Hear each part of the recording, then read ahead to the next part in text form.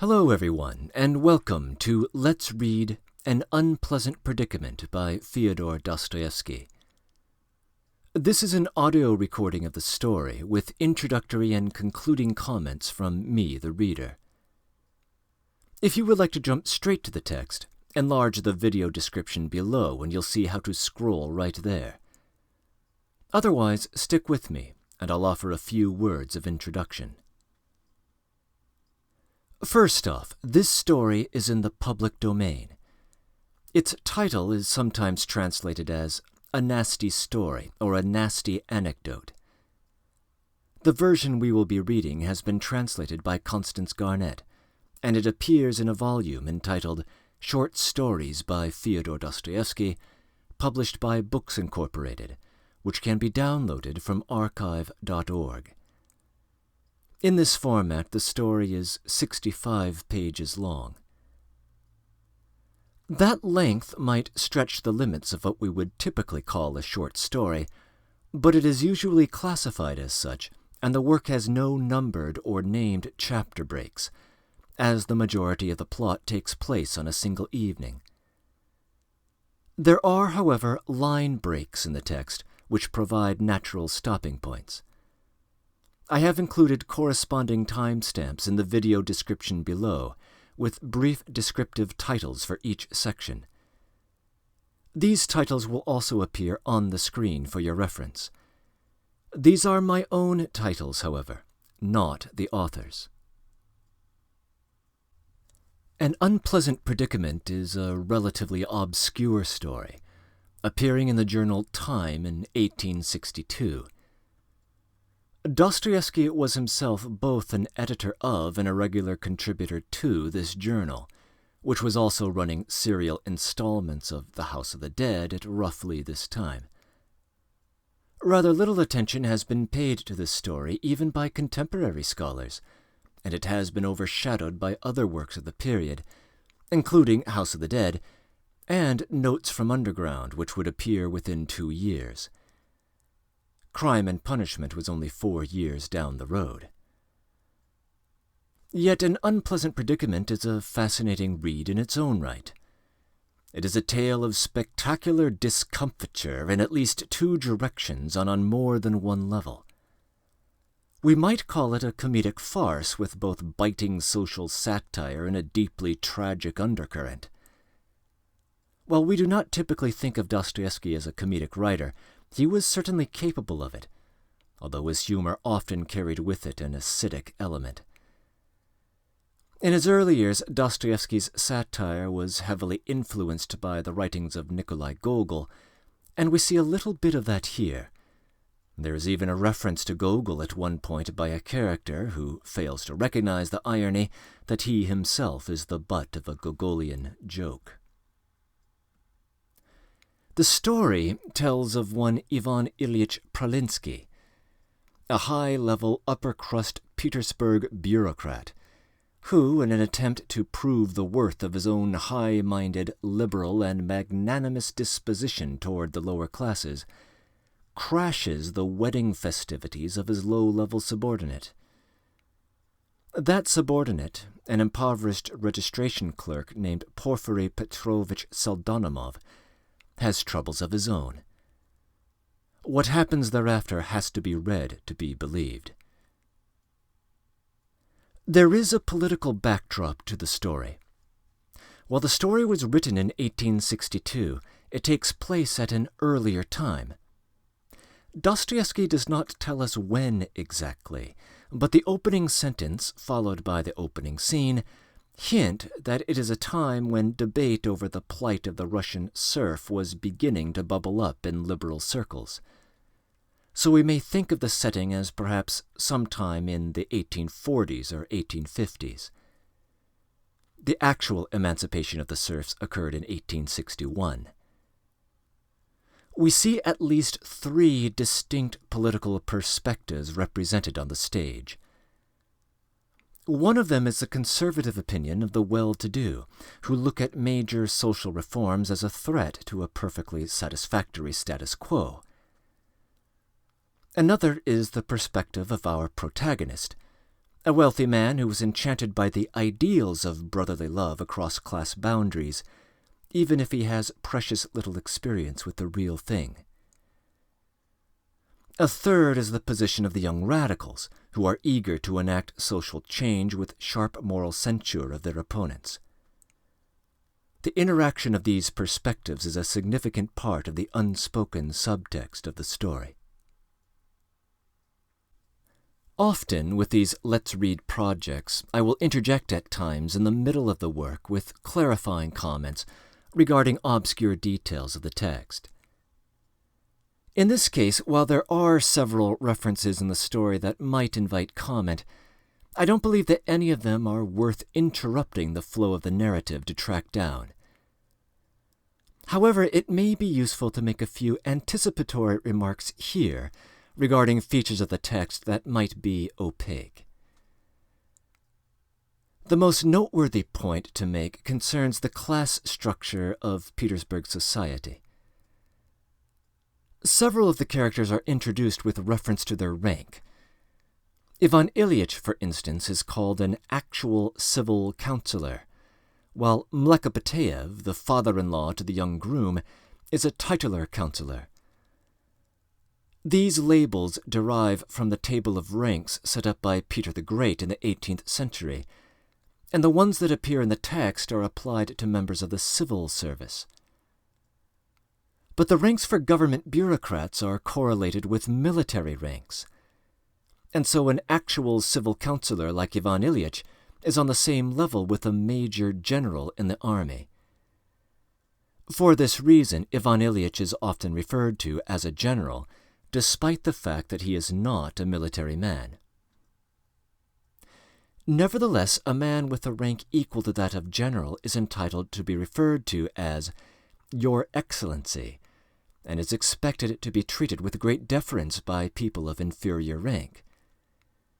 It would be unheard of for the excellencies of that society to fraternize with inferiors, especially those significantly further down the hierarchy.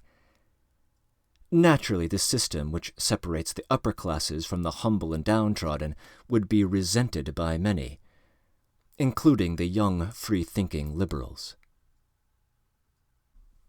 The other points of the story that invite clarification are rather less important. There are some references to the literary scene of the day, including a publisher by the name of Kraevsky and a satirical journal called The Firebrand. Kraevsky was a real figure, one of the most prominent Russian publishers of his time, and by the time of writing, Dostoevsky had grown critical of him. I am unaware of whether The Firebrand was real, although there would have been other journals that answered to its description. There is some discussion of the meaning of names. At one point, Ivan Ilyich notes the juxtaposition of the names Pseldonimov, our groom, and Mlekopetayev, his new family. I'm afraid his observation is a bit beyond me. Mlekopetayev derives from the Russian word for mammal, and in this case may mean something like one who feeds others milk. Pseldonimov, as noted in the text, appears to be a corruption of the word pseudonym. There are other obscure references to literary figures or to peculiarities of Russian culture, but these don't seem to require comment, and I will leave them well enough alone. On the other hand, the cast of characters for the story is just complicated enough that I thought it might be handy to provide a dramatis personae for your reference. This list is not exhaustive, but it will identify the principal figures we will be meeting. The scene opens upon three upper-crust gentlemen in a drawing room. They are Stepan Nikiforovich Nikiforov, the elder statesman of the group and the owner of the house, and then his two guests, Semyon Ivanovich Shipulenko and Ivan Ilyich Pralinsky, our protagonist and a self-styled rival of Shipulenko. Trifon is the servant of Ivan Ilyich, although he is in absentia for the duration of the story. As noted earlier, much of the story takes place at a wedding reception, The groom is the poor registration clerk Porfiry Petrovich Pseldonimov. His mother is also in attendance and is one of the kinder figures at the party. On the other side of the union is the Mlekopeteev family, which consists of the old man himself and various related women, none of whom are portrayed in flattering tones. As a titular counselor, the patriarch would occupy a middling role in society, humble but not impoverished. He is surrounded by his 2 daughters, his sister, 2 sisters-in-law, his aunt, and a German lady, all of whom he torments and who torment each other. His youngest daughter is the bride. There are many guests at the wedding party. The most important is Akim Petrovich, who is the head clerk at the office where both Ivan Ilyich and Pseldonimov work. Given his status, he can serve as a kind of buffer between Ivan Ilyich and others at the party. Another is a contributor to the journal The Firebrand, who swiftly develops a sharp antipathy to our protagonist. There is also a military officer present, who takes a leading role among the guests. An innocent youth by the name of Ivan Kostankinich takes on a helping role after the festivities are over. And there are many more guests who have their moment on the stage, although I don't believe they need to be mentioned in this selective list. Indeed, I think I have gone on more than long enough already, and it is high time for the curtain to rise. So sit back and enjoy An Unpleasant Predicament.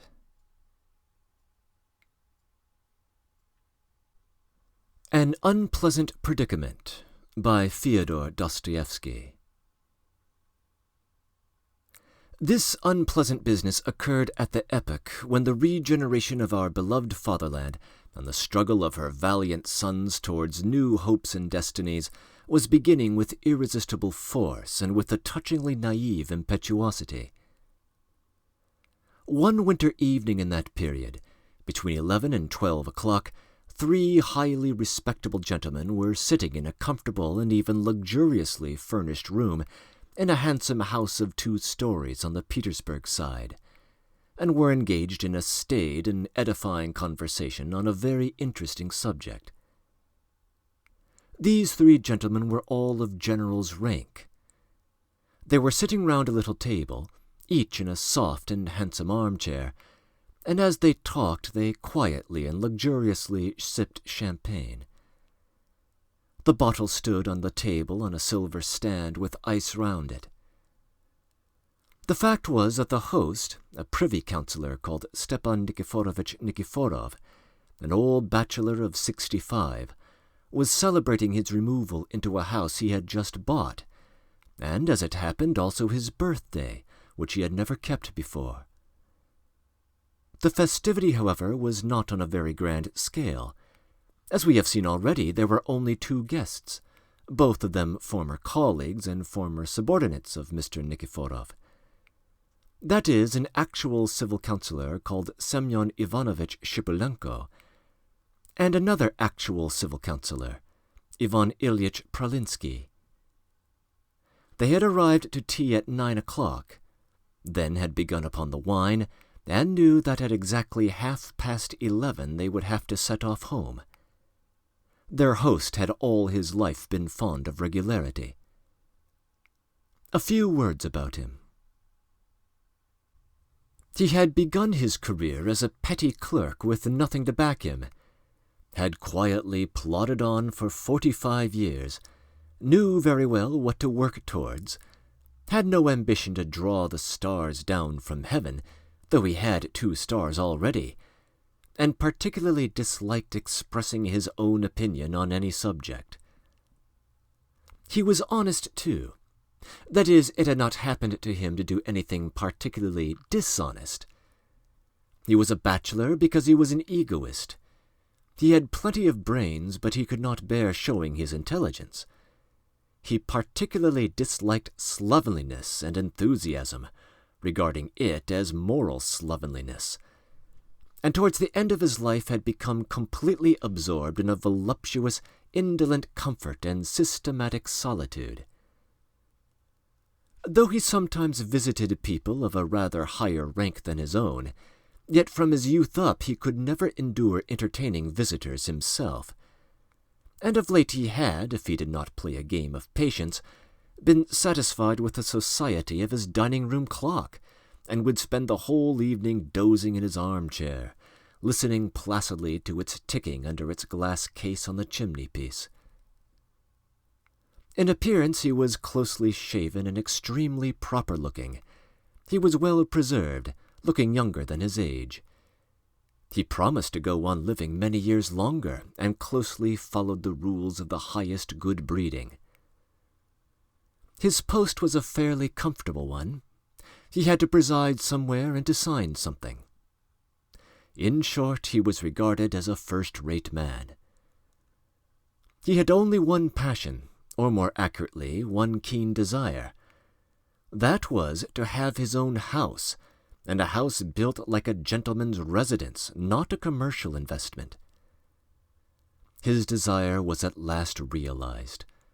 He looked out and bought a house on the Petersburg side. A good way off, it is true, but it had a garden and was an elegant house.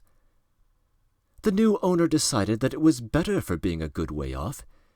He did not like entertaining at home, and for driving to see anyone or to the office he had a handsome carriage of a chocolate hue, a coachman, Mihe, and 2 little but strong, handsome horses.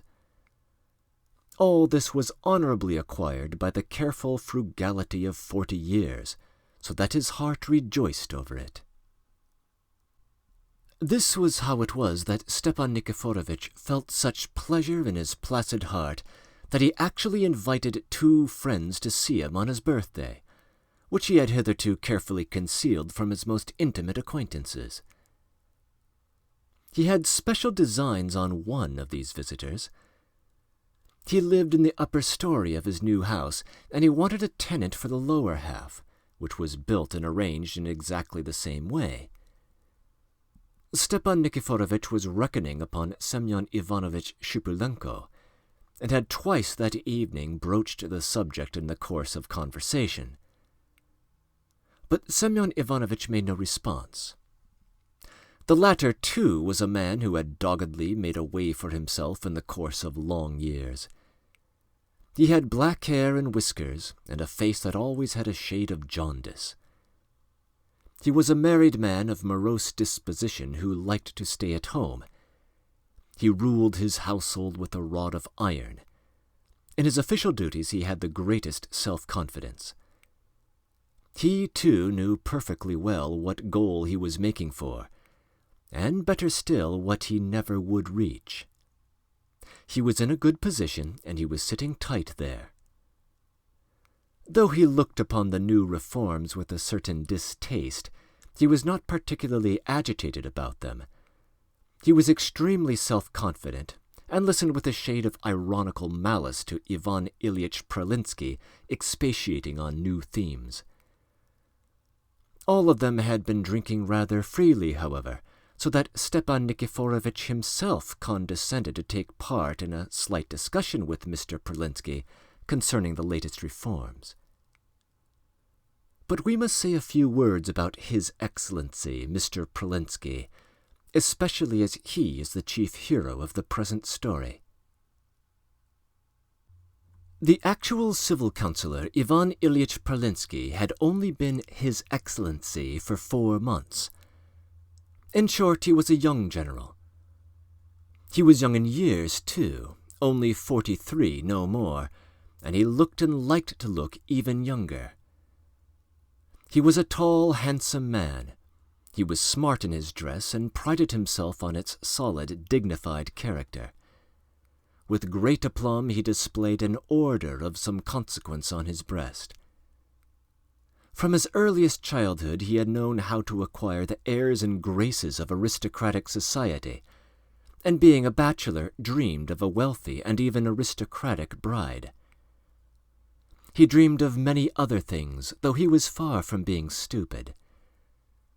At times he was a great talker, and even liked to assume a parliamentary pose. He came of a good family. He was the son of a general and brought up in the lap of luxury. In his tender childhood he had been dressed in velvet and fine linen, had been educated at an aristocratic school, and though he acquired very little learning there, he was successful in the service, and had worked his way up to being a general. The authorities looked upon him as a capable man, and even expected great things from him in the future. Stepan Nikiforovitch, under whom Ivan Ilyitch had begun his career in the service, and under whom he had remained until he was made a general, had never considered him a good businessman, and had no expectations of him whatever. What he liked in him was that he belonged to a good family, had property, that is, a big block of buildings let out in flats in charge of an overseer, was connected with persons of consequence, and what was more, had a majestic bearing.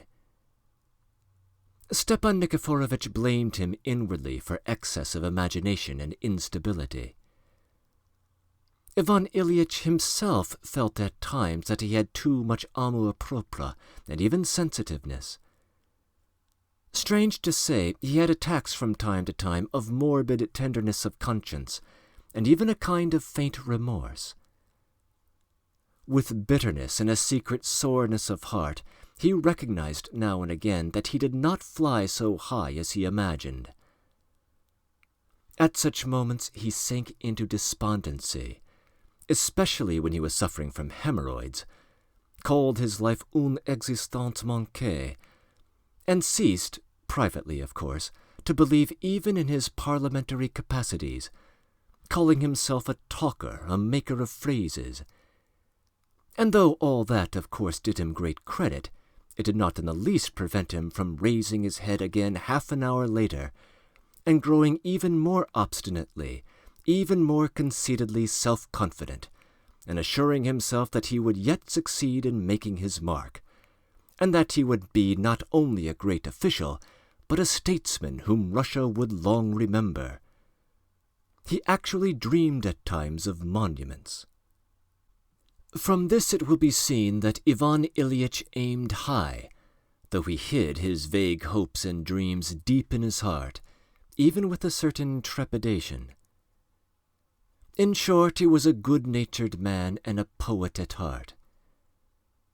Of late years these morbid moments of disillusionment had begun to be more frequent.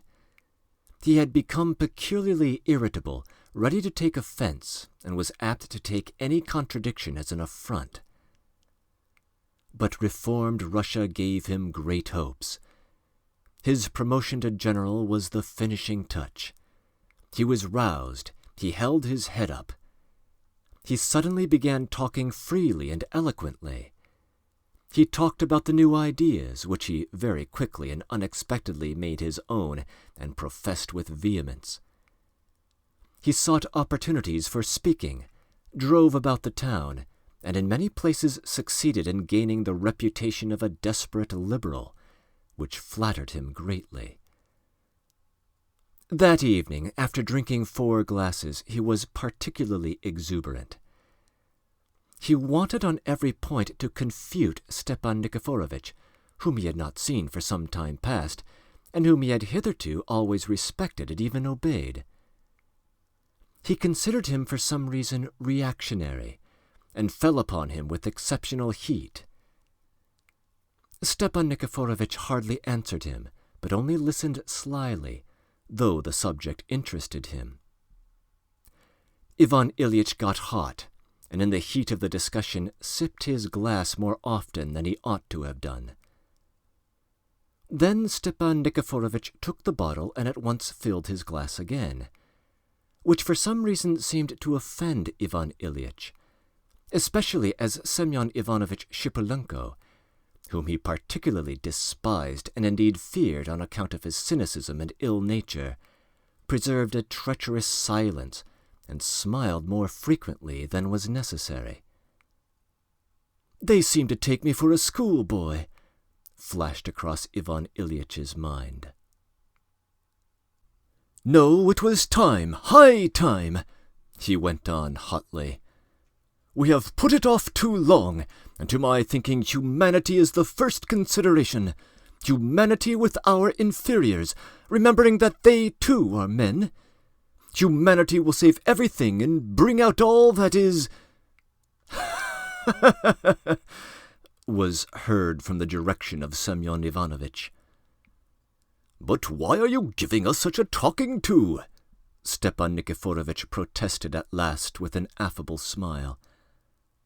"I must own, Ivan Ilyitch, I have not been able to make out so far what you are maintaining. You advocate humanity. That is love of your fellow creatures, isn't it?" "Yes, if you like. Allow me.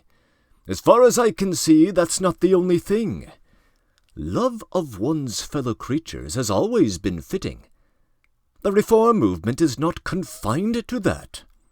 All sorts of questions have arisen relating to the peasantry.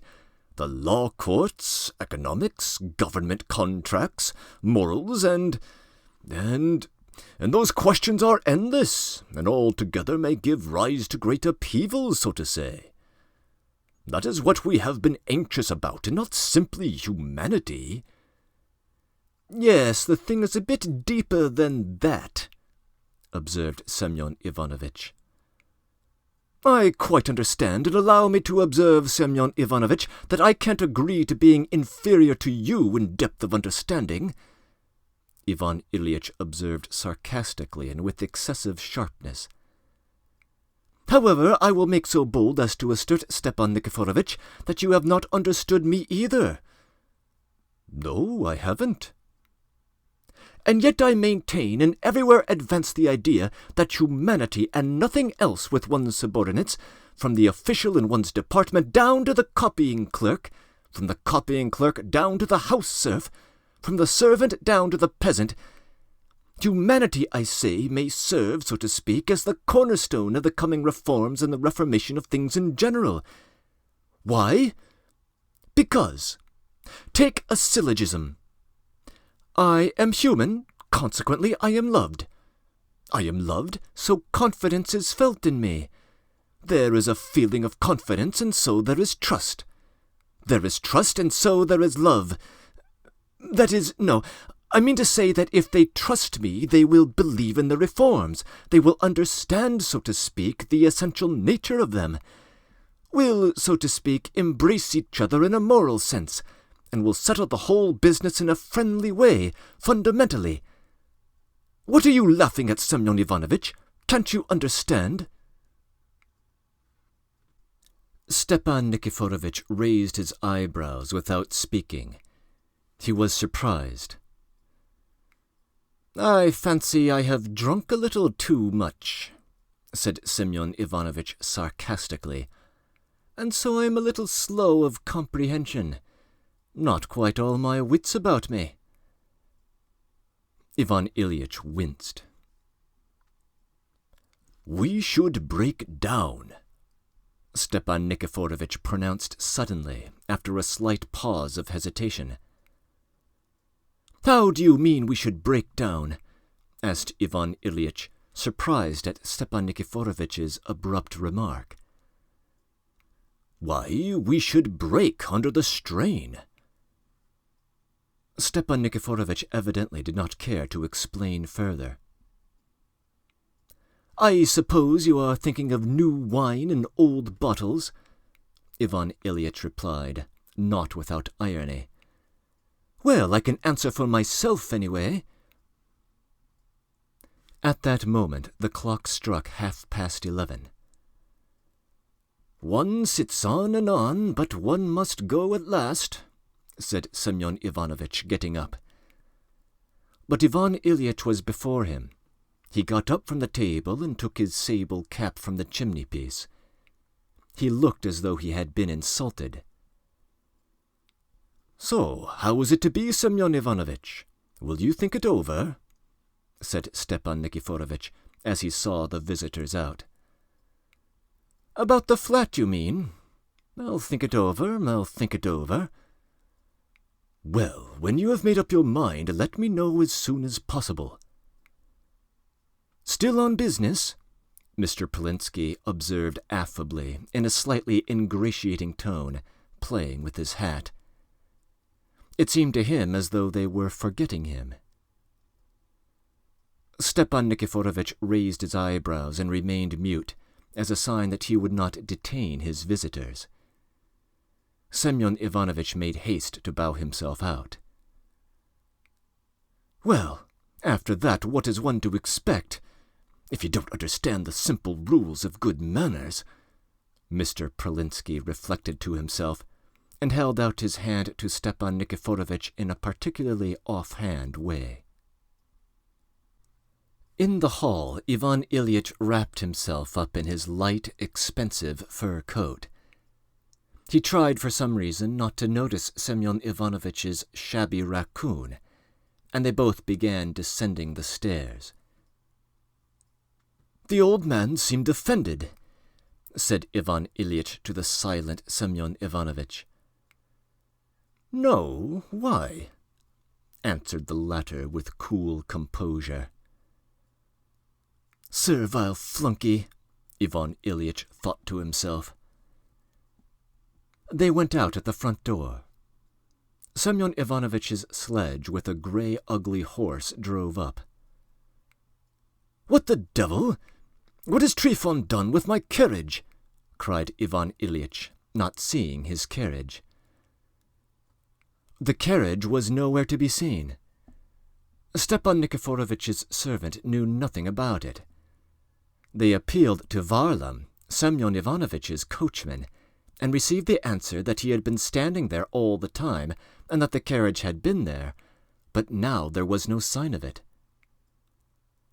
"An unpleasant predicament," Mr. Shipulenko pronounced. "Shall I take you home?" "Scoundrelly people!"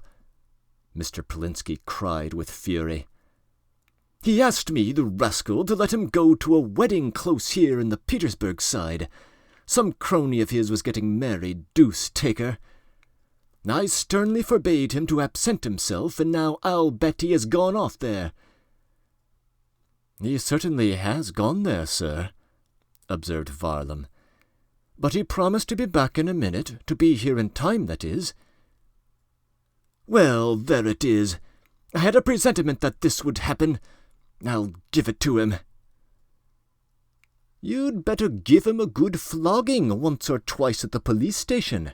Then he will do what you tell him," said Semyon Ivanovitch as he wrapped the rug round him. "Please don't you trouble, Semyon Ivanovitch." "Well, won't you let me take you along?" "Merci, bon voyage." Semyon Ivanovitch drove off, while Ivan Ilyitch set off on foot along the wooden pavement, conscious of a rather acute irritation. "Yes, indeed, I'll give it to you now, you rogue. I am going on foot on purpose to make you feel it, to frighten you. He will come back and hear that his master has gone off on foot. The blackguard!"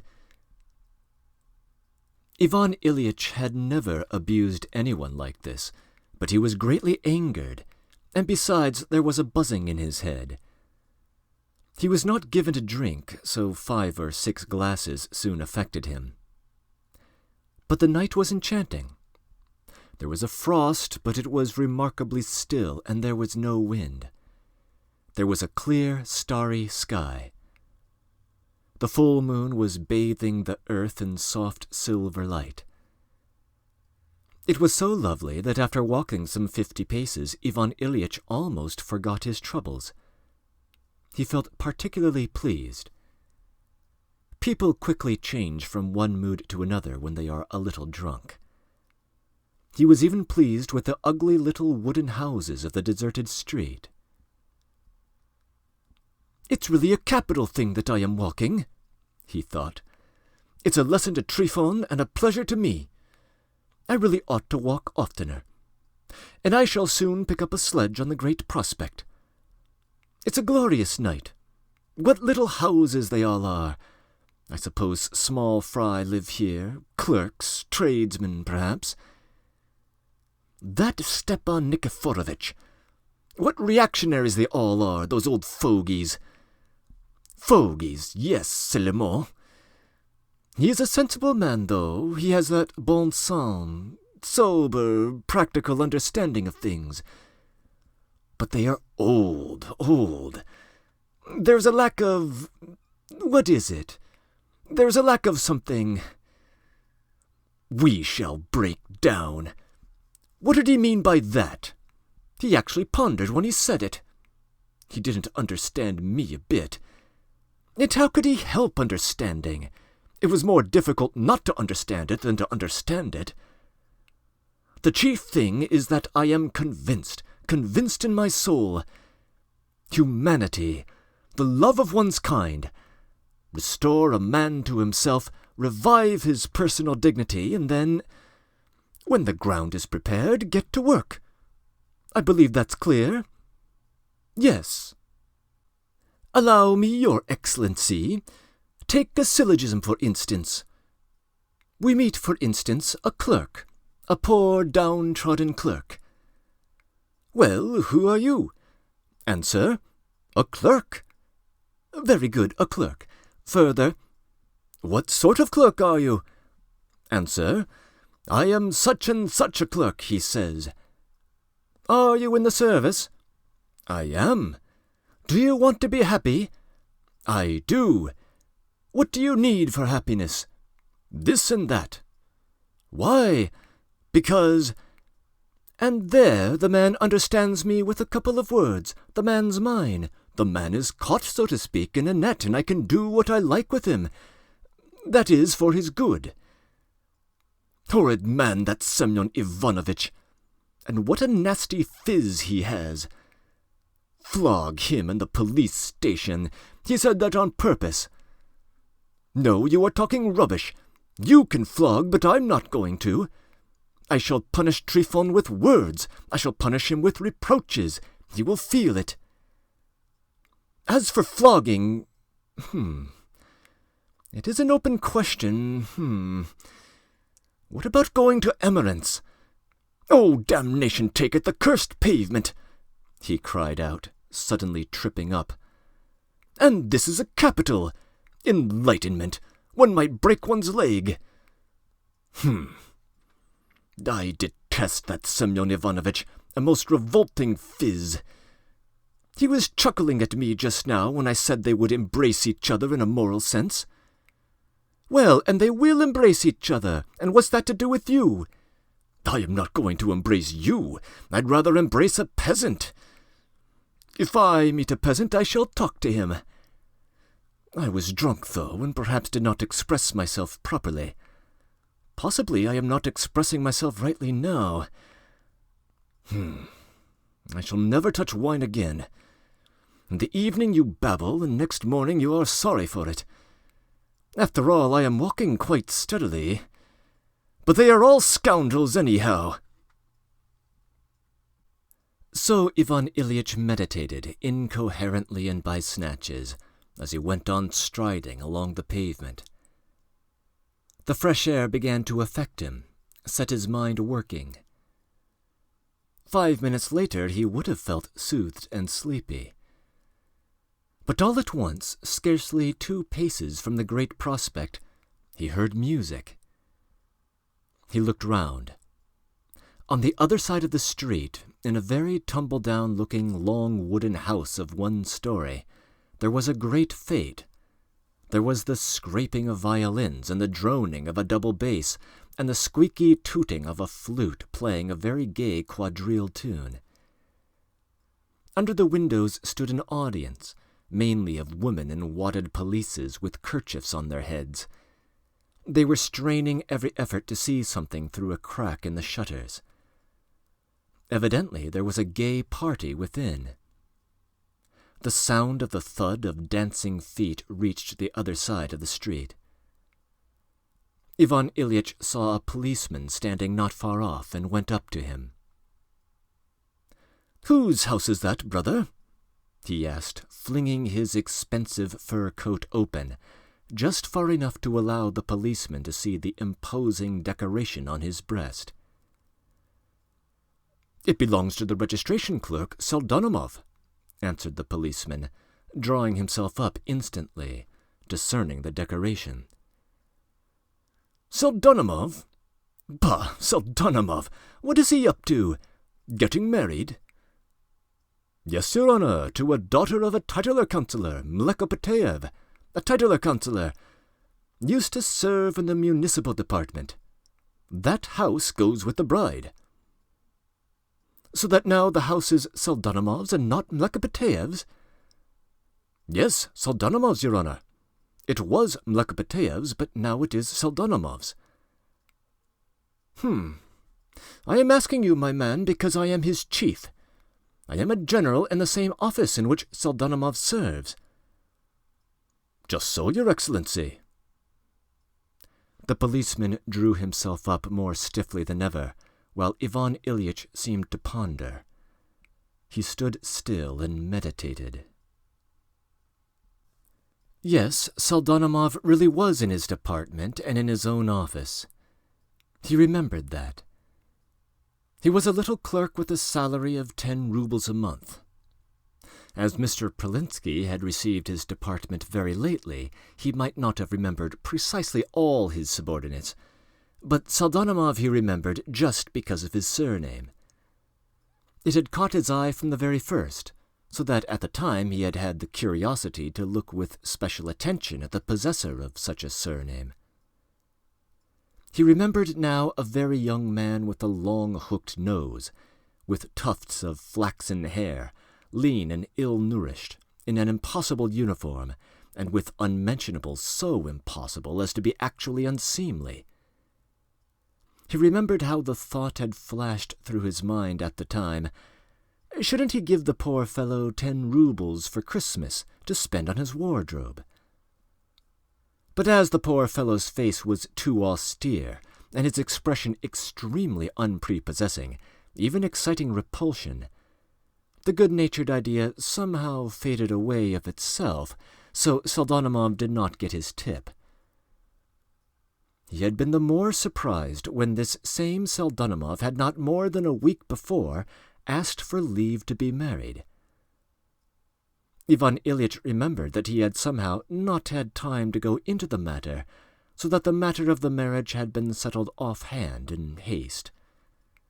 But yet he did remember exactly that Pseldonimov was receiving a wooden house and 400 rubles in cash as dowry with his bride. The circumstance had surprised him at the time. He remembered that he had made a slight jest over the juxtaposition of the names Pseldonimov and Mlekopetaev. He remembered all that clearly. He recalled it and grew more and more pensive. It is well known that whole trains of thought sometimes pass through our brains instantaneously, as though they were sensations without being translated into human speech, still less into literary language. But we will try to translate these sensations of our heroes and present to the reader at least the kernel of them, so to say, what was most essential and nearest to reality in them. For many of our sensations, when translated into ordinary language, seem absolutely unreal. That is why they never find expression, though everyone has them. Of course, Ivan Ilyitch's sensations and thoughts were a little incoherent. But you know the reason. Why, flashed through his mind, here we all talk and talk, but when it comes to action, it all ends in nothing. Here, for instance, take this Pseldonimov. He has just come from his wedding full of hope and excitement, looking forward to his wedding feast. This is one of the most blissful days of his life. Now he is busy with his guests, is giving a banquet, a modest one, poor, but gay and full of genuine gladness. What if he knew that at this very moment I, his superior, his chief, am standing by his house listening to the music? Yes, really, how would he feel? No, what would he feel if I suddenly walked in? Of course, at first he would be frightened, he would be dumb with embarrassment. I should be in his way, and perhaps should upset everything. Yes, that would be so if any other general went in, but not I. That's a fact, anyone else, but not I. Yes, Stepan Nikiforovitch, you did not understand me just now, but here is an example ready for you. Yes, we all make an outcry about acting humanely, but we are not capable of heroism, of fine actions. What sort of heroism? This sort.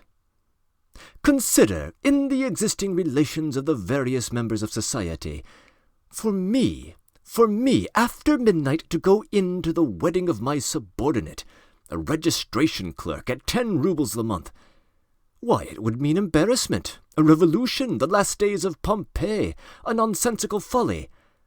No one would understand it. Stepan Nikiforovitch would die before he understood it. Why, he said we should break down. Yes, but that's you old people, inert, paralytic people. But I shan't break down. I will transform the last day of Pompeii to a day of the utmost sweetness for my subordinate, and a wild action to an action normal, patriarchal, lofty, and moral. How? Like this. Kindly listen. Here, I go in, suppose. They are amazed, leave off dancing, look wildly at me, draw back. Quite so, but at once I speak out. I go straight up to the frightened Pseldonimov, and with a most cordial, affable smile, in the simplest words, I say, "This is how it is. I have been at His Excellency Stepan Nikiforovitch's. I expect you know, close here in the neighborhood."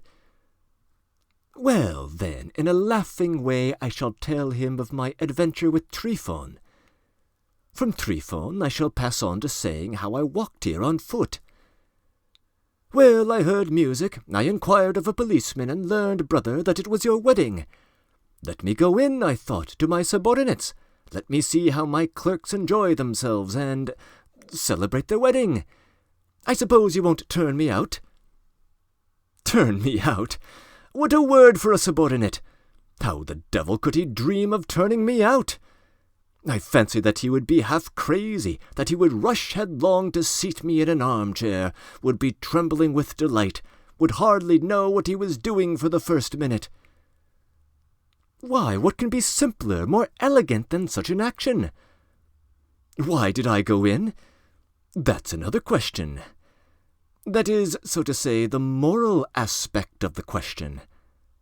That's the pith. What was I thinking about? Yes. Well, of course they will make me sit down with the most important guest, some titular councillor or a relation who's a retired captain with a red nose. Gogol describes these eccentrics so capitally. Well, I shall make acquaintance, of course, with the bride. I shall compliment her, I shall encourage the guests. I shall beg them not to stand on ceremony, to enjoy themselves, to go on dancing. I shall make jokes, I shall laugh. In fact, I shall be affable and charming. I am always affable and charming when I am pleased with myself. The point is that I believe I am still a little, well, not drunk exactly, but... Of course, as a gentleman, I shall be quite on an equality with them. I shall not expect any especial marks of... But morally it is a different matter. They will understand and appreciate it. My actions will evoke their nobler feelings. Well, I shall stay for half an hour, even for an hour. I shall leave, of course, before supper, but they will be bustling about, baking and roasting. They will be making low bows, but I will only drink a glass, congratulate them, and refuse supper. I shall say, business. And as soon as I pronounce the word business, all of them will at once have sternly respectful faces. By that I shall delicately remind them that there is a difference between them and me, the earth and the sky. It is not that I want to impress that on them, but it must be done. It's even essential in a moral sense when all is said and done. I shall smile at once, however. I shall even laugh, and then they will all pluck up courage again. I shall jest a little again with the bride.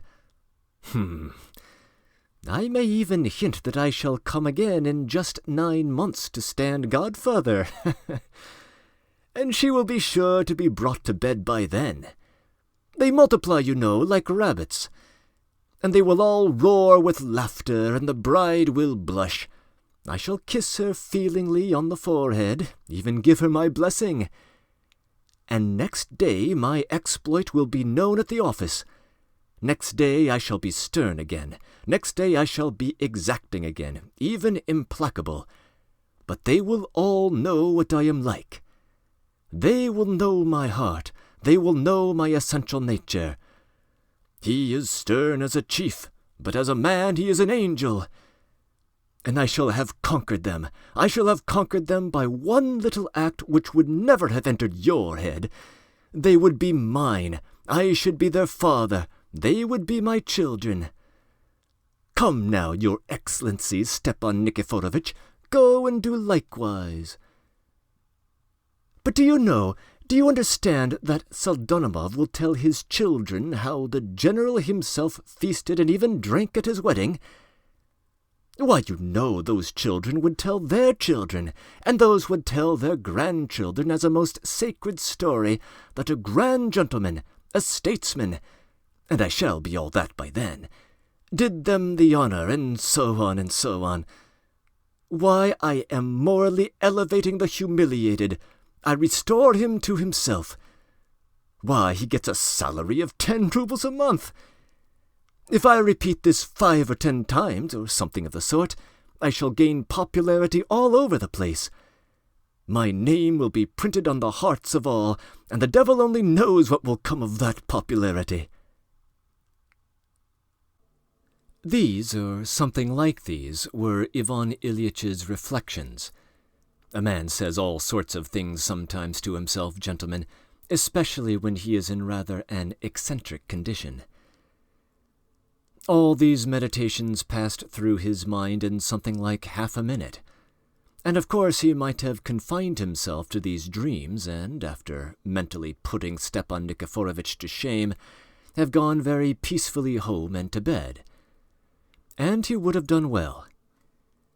But the trouble of it was that the moment was an eccentric one.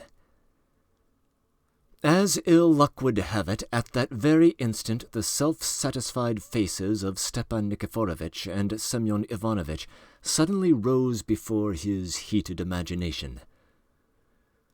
"We shall break down," repeated Stepan Nikiforovitch, smiling disdainfully. "Ha ha ha!" Semyon Ivanovitch seconded him with his nastiest smile.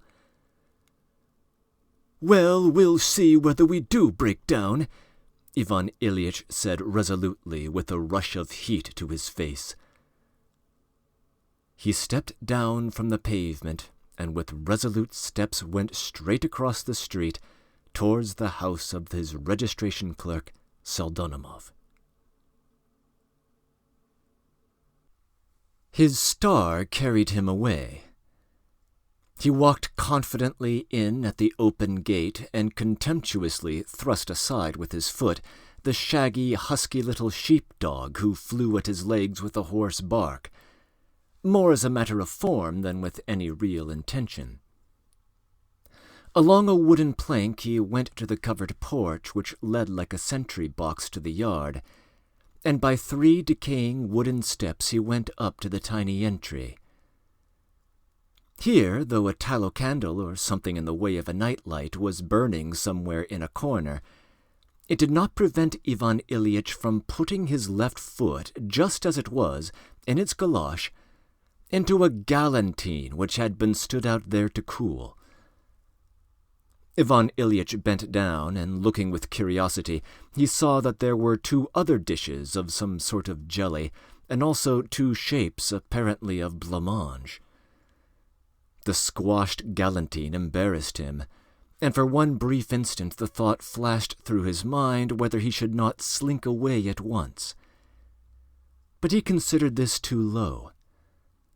Reflecting that no one would have seen him, and that they would never think he had done it, he hurriedly wiped his galosh to conceal all traces, fumbled for the felt-covered door, opened it, and found himself in a very little anteroom. Half of it was literally piled up with greatcoats, wadded jackets, cloaks, capes, scarves, and galoshes. In the other half, the musicians had been installed. 2 violins, a flute, and a double bass, a band of 4, picked up, of course, in the street. They were sitting at an unpainted wooden table, lighted by a single tallow candle, and with the utmost vigor were sawing out the last figure of the quadrille. From the open door into the drawing-room one could see the dancers in the midst of dust, tobacco smoke, and fumes. There was a frenzy of gaiety. There were sounds of laughter, shouts and shrieks from the ladies. The gentlemen stamped like a squadron of horses. Above all the bedlam there rang out words of command from the leader of the dance, probably an extremely free and easy and even unbuttoned gentleman. "Gentlemen advance, ladies chain, set to partners," and so on and so on. Ivan Ilyitch in some excitement cast off his coat and galoshes, and with his cap in hand went into the room. He was no longer reflecting, however. For the first minute nobody noticed him. All were absorbed in dancing the quadrille to the end. Ivan Ilyitch stood as though entranced and could make out nothing definite in the chaos. He caught glimpses of ladies' dresses, of gentlemen with cigarettes between their teeth. He caught a glimpse of a lady's pale blue scarf which flicked him on the nose. After the wearer, a medical student with his hair blown in all directions on his head, pranced by in wild delight and jostled violently against him on the way. He caught a glimpse, too, of an officer of some description, who looked half a mile high. Someone in an unnaturally shrill voice shouted, "Oh, Pseldonimov!" as the speaker flew by stamping. It was sticky under Ivan Ilyitch's feet. Evidently the floor had been waxed.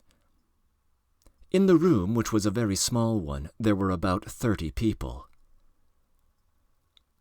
But a minute later the quadrille was over, and almost at once the very thing Ivan Ilyitch had pictured when he was dreaming on the pavement took place. A stifled murmur, a strange whisper passed over the whole company, including the dancers who had not yet had time to take breath and wipe their perspiring faces.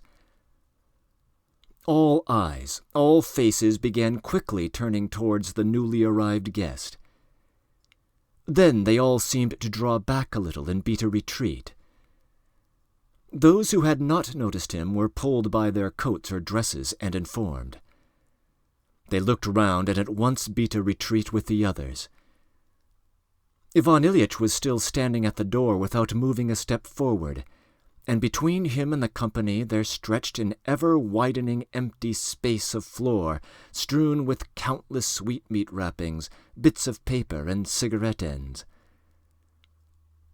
All at once a young man in a uniform, with a shock of flaxen hair and a hooked nose, stepped timidly out into that empty space. He moved forward, hunched up, and looked at the unexpected visitor exactly with the expression with which a dog looks at its master when the latter has called him up and is going to kick him.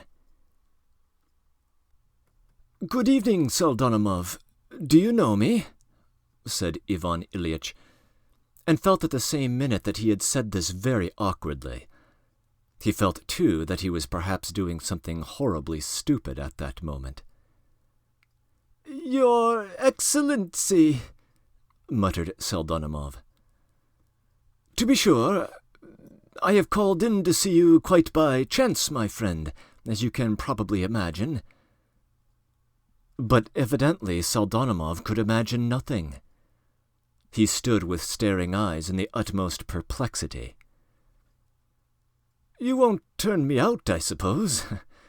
Pleased or not, you must make a visitor welcome," Ivan Ilyitch went on, feeling that he was confused to a point of unseemly feebleness, that he was trying to smile and was utterly unable, that the humorous reference to Stepan Nikiforovitch and Trifon was becoming more and more impossible. But as ill luck would have it, Pseldonimov did not recover from his stupefaction, and still gazed at him with a perfectly idiotic air. Ivan Ilyitch winced. He felt that in another minute something incredibly foolish would happen. "I am not in the way, am I? I'll go away," he faintly articulated, and there was a tremor at the right corner of his mouth. But Pseldonimov had recovered himself. "Good heavens, Your Excellency! The honor!" he muttered, bowing hurriedly. "Graciously sit down, Your Excellency." And recovering himself still further, he motioned him with both hands to a sofa, before which a table had been moved away to make room for the dancing. Ivan Ilyitch felt relieved and sank on the sofa. At once someone flew to move the table up to him. He took a cursory look round and saw that he was the only person sitting down. All the others were standing, even the ladies. A bad sign. But it was not yet time to reassure and encourage them. The company still held back, while before him, bending double, stood Pseldonimov, utterly alone, still completely at a loss and very far from smiling. It was horrid. In short, our hero endured such misery at that moment that his Harun al-Rashid-like descent upon his subordinates for the sake of principle might well have been reckoned an heroic action. But suddenly a little figure made its appearance beside Pseldonimov and began bowing. To his inexpressible pleasure and even happiness, Ivan Ilyitch at once recognized him as the head clerk of his office, Akim Petrovitch Zubikov, and though, of course, he was not acquainted with him, he knew him to be a businesslike and exemplary clerk. He got up at once and held out his hand to Akim Petrovitch, his whole hand, not 2 fingers. The latter took it in both of his with the deepest respect. The general was triumphant. The situation was saved. And now indeed Pseldonimov was no longer, so to say, the second person, but the third. It was possible to address his remarks to the head clerk in his necessity, taking him for an acquaintance and even an intimate one, and Pseldonimov meanwhile could only be silent and be in a tremor of reverence, so that the proprieties were observed. And some explanation was essential. Ivan Ilyitch felt that. He saw that all the guests were expecting something, that the whole household was gathered together in the doorway, almost creeping, climbing over one another in their anxiety to see and hear him. What was horrid was that the head clerk in his foolishness remained standing. "Why are you standing?" said Ivan Ilyitch, awkwardly motioning him to a seat on the sofa beside him. "Oh, don't trouble. I'll sit here." And Akim Petrovitch hurriedly sat down on a chair, almost as it was being put for him by Pseldonimov, who remained obstinately standing. "Can you imagine what happened?" addressing himself exclusively to Akim Petrovitch in a rather quavering, though free and easy voice. He even drawled out his words, with special emphasis on some syllables, pronounced the vowel a like e. In short, felt and was conscious that he was being affected, but could not control himself. Some external force was at work. He was painfully conscious of many things at that moment. "Can you imagine, I have only just come from Stepan Nikiforovitch Nikiforov's. You have heard of him, perhaps, the Privy Councillor. You know, on that special committee." Akim Petrovitch bent his whole person forward respectfully, as much as to say, "Of course we have heard of him." "He is your neighbor now," Ivan Ilyitch went on, for one instant for the sake of ease and good manners addressing Pseldonimov. But he quickly turned away again on seeing from the latter's eyes that it made absolutely no difference to him. "The old fellow, as you know, has been dreaming all his life of buying himself a house. Well, and he has bought it. And a very pretty house, too. Yes. And today was his birthday, and he had never celebrated it before. He used even to keep it secret from us. He was too stingy to keep it. But now he is so delighted over his new house that he invited Semyon Ivanovitch Shipulenko and me, you know." Akim Petrovitch bent forward again. He bent forward zealously. Ivan Ilyitch felt somewhat comforted. It had struck him indeed that the head clerk possibly was guessing that he was an indispensable point d'appui for his Excellency at that moment. That would have been more horrid than anything. "So we sat together, the three of us. He gave us champagne, we talked about problems, even disputed." Akim Petrovitch raised his eyebrows respectfully. "Only that is not the point. When I take leave of him at last, he is a punctual old fellow, goes to bed early, you know, in his old age. I go out. My Trifon is nowhere to be seen. I am anxious, I make inquiries. What has Trifon done with the carriage? It comes out that, hoping I should stay on, he had gone off to the wedding of some friend of his, or sister maybe. Goodness only knows. Somewhere here on the Petersburg side. And took the carriage with him while he was about it." Again, for the sake of good manners, the general glanced in the direction of Pseldonimov. The latter promptly gave a wriggle, but not at all the sort of wriggle the general would have liked. "He has no sympathy, no heart," flashed through his brain. "You don't say so," said Akim Petrovitch, greatly impressed. A faint murmur of surprise ran through all the crowd.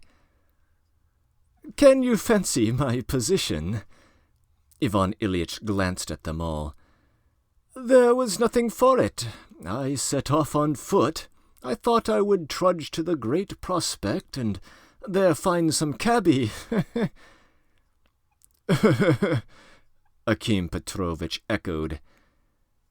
Again a murmur, but this time on a more cheerful note, passed through the crowd. At that moment the chimney of a lamp on the wall broke with a crash. Someone rushed zealously to see to it. Pseldonimov started and looked sternly at the lamp, but the general took no notice of it, and all was serene again. "I walked, and the night was so lovely, so still. All at once I heard a band, stamping, dancing. I inquired of a policeman. It is Pseldonimov's wedding. Why, you are giving a ball to all Petersburg side, my friend. He turned to Pseldonimov again. "To be sure," Akim Petrovitch responded. There was a stir among the guests again, but what was most foolish was that Pseldonimov, though he bowed, did not even now smile, but seemed as though he were made of wood. "Is he a fool or what?" thought Ivan Ilyitch. "He ought to have smiled at that point, the ass, and everything would have run easily." There was a fury of impatience in his heart. "I thought I would go in to see my clerk. You won't turn me out, I expect. Pleased or not, one must welcome a guest. You must please excuse me, my dear fellow.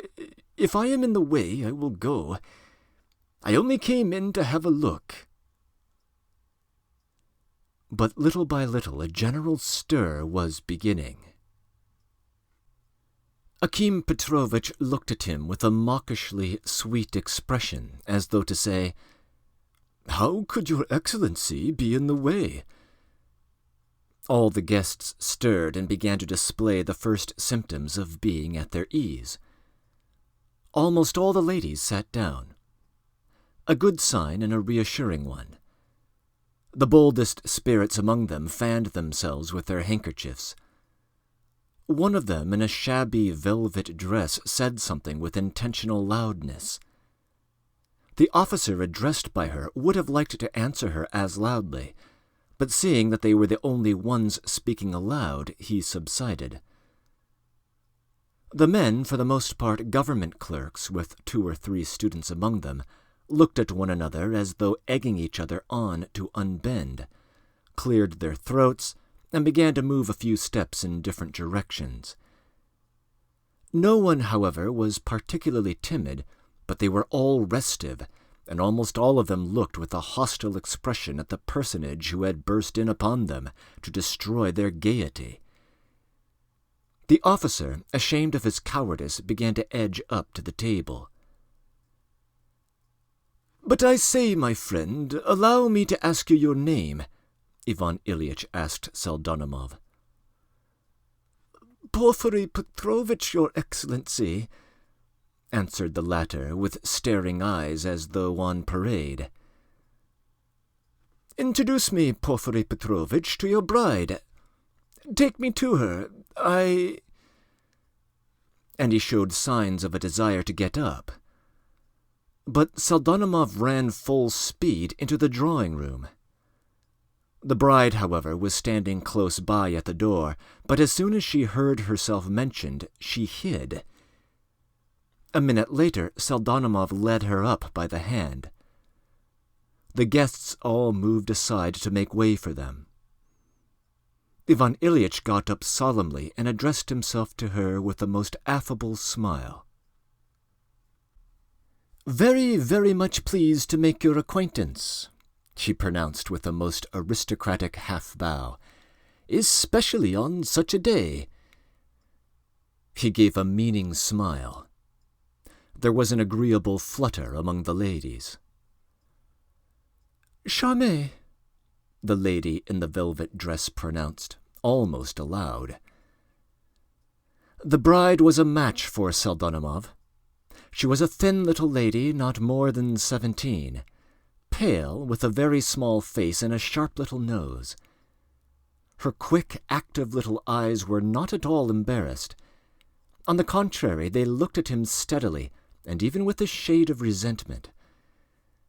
Evidently, Pseldonimov was marrying her for her beauty.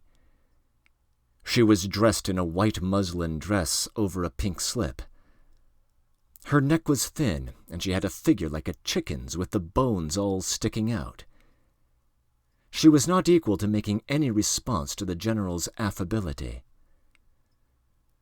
"But she is very pretty," he went on in an undertone, as though addressing Pseldonimov only, though intentionally speaking so that the bride could hear.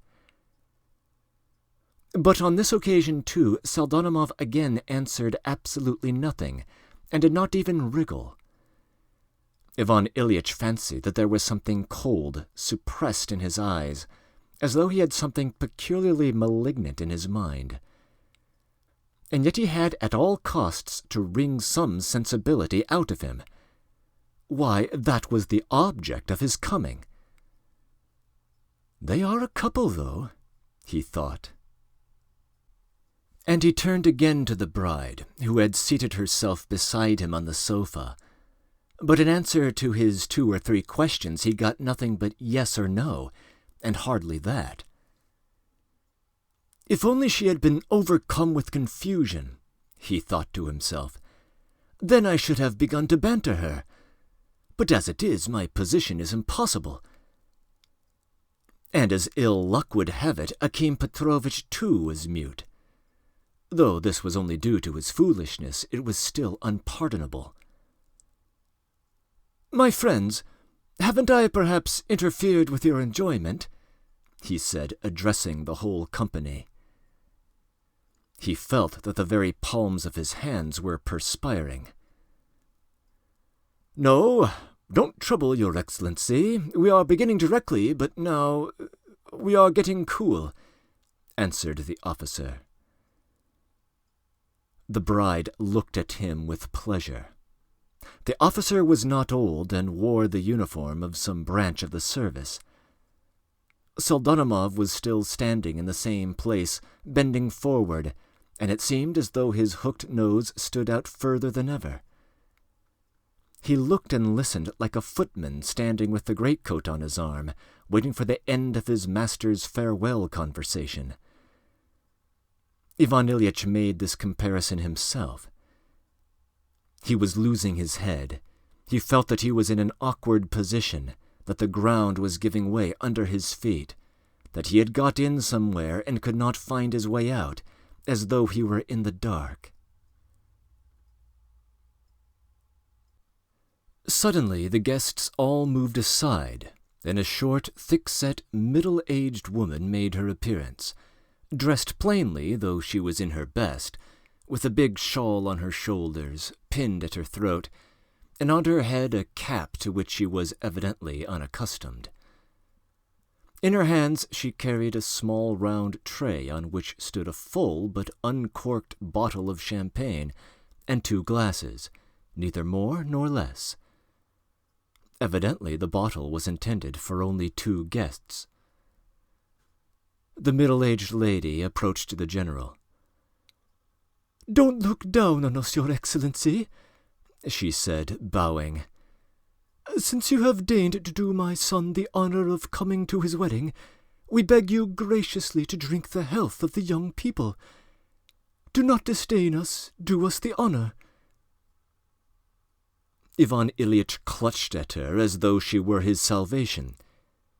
She was by no means an old woman, 45 or 46, not more, but she had such a good-natured, rosy-cheeked, such a round and candid Russian face, she smiled so good-humoredly, bowed so simply, that Ivan Ilyitch was almost comforted and began to hope again.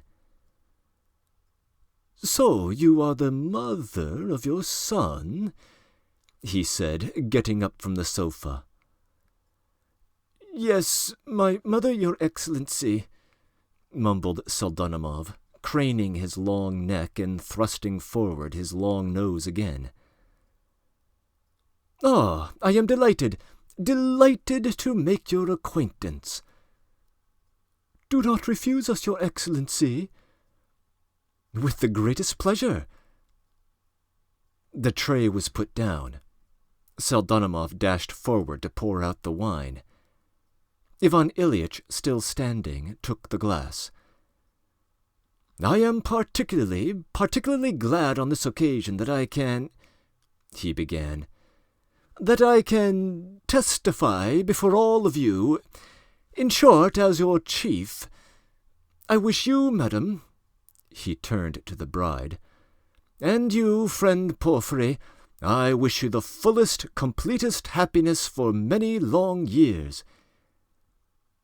And he positively drained the glass with feeling, the 7th he had drunk that evening. Pseldonimov looked at him gravely and even sullenly. The general was beginning to feel an agonizing hatred of him. "And that scarecrow," he looked at the officer, "keeps obtruding himself. He might at least have shouted, 'Hurrah!' and it would have gone off. It would have gone off." "And you too, Akim Petrovitch, drink a glass to their health," added the mother, addressing the head clerk. "You are his superior. He is under you. Look after my boy, I beg you as a mother. And don't forget us in the future, our good, kind friend Akim Petrovitch." "How nice these old Russian women are," thought Ivan Ilyitch. She has livened us all up. I have always loved the democracy." At that moment, another tray was brought to the table. It was brought in by a maid wearing a crackling cotton dress that had never been washed and a crinoline. She could hardly grasp the tray in both hands, it was so big. On it there were numbers of plates of apples, sweets, fruit meringues and fruit cheeses, walnuts, and so on and so on. The tray had been till then in the drawing-room for the delectation of all the guests, and especially the ladies. But now it was brought to the general alone. "Do not disdain our humble fare, your Excellency. What we have we are pleased to offer," the old lady repeated, bowing. "Delighted," said Ivan Ilyitch, and with real pleasure took a walnut and cracked it between his fingers. He had made up his mind to win popularity at all costs. Meantime the bride suddenly giggled. "What is it?" asked Ivan Ilyitch with a smile, encouraged by this sign of life. "Ivan Konstantinitch here makes me laugh," she answered, looking down. The general distinguished indeed a flaxen-headed young man, exceedingly good-looking, who was sitting on a chair at the other end of the sofa, whispering something to Madame Pseldonimov. The young man stood up. He was apparently very young and very shy. "I was telling the lady about a dream book, your Excellency," he muttered as though apologizing. "About what sort of dream book?" asked Ivan Ilyitch condescendingly. "There is a new dream book, a literary one. I was telling the lady that to dream of Mr. Peneev means spilling coffee on one's shirt front." "What innocence!"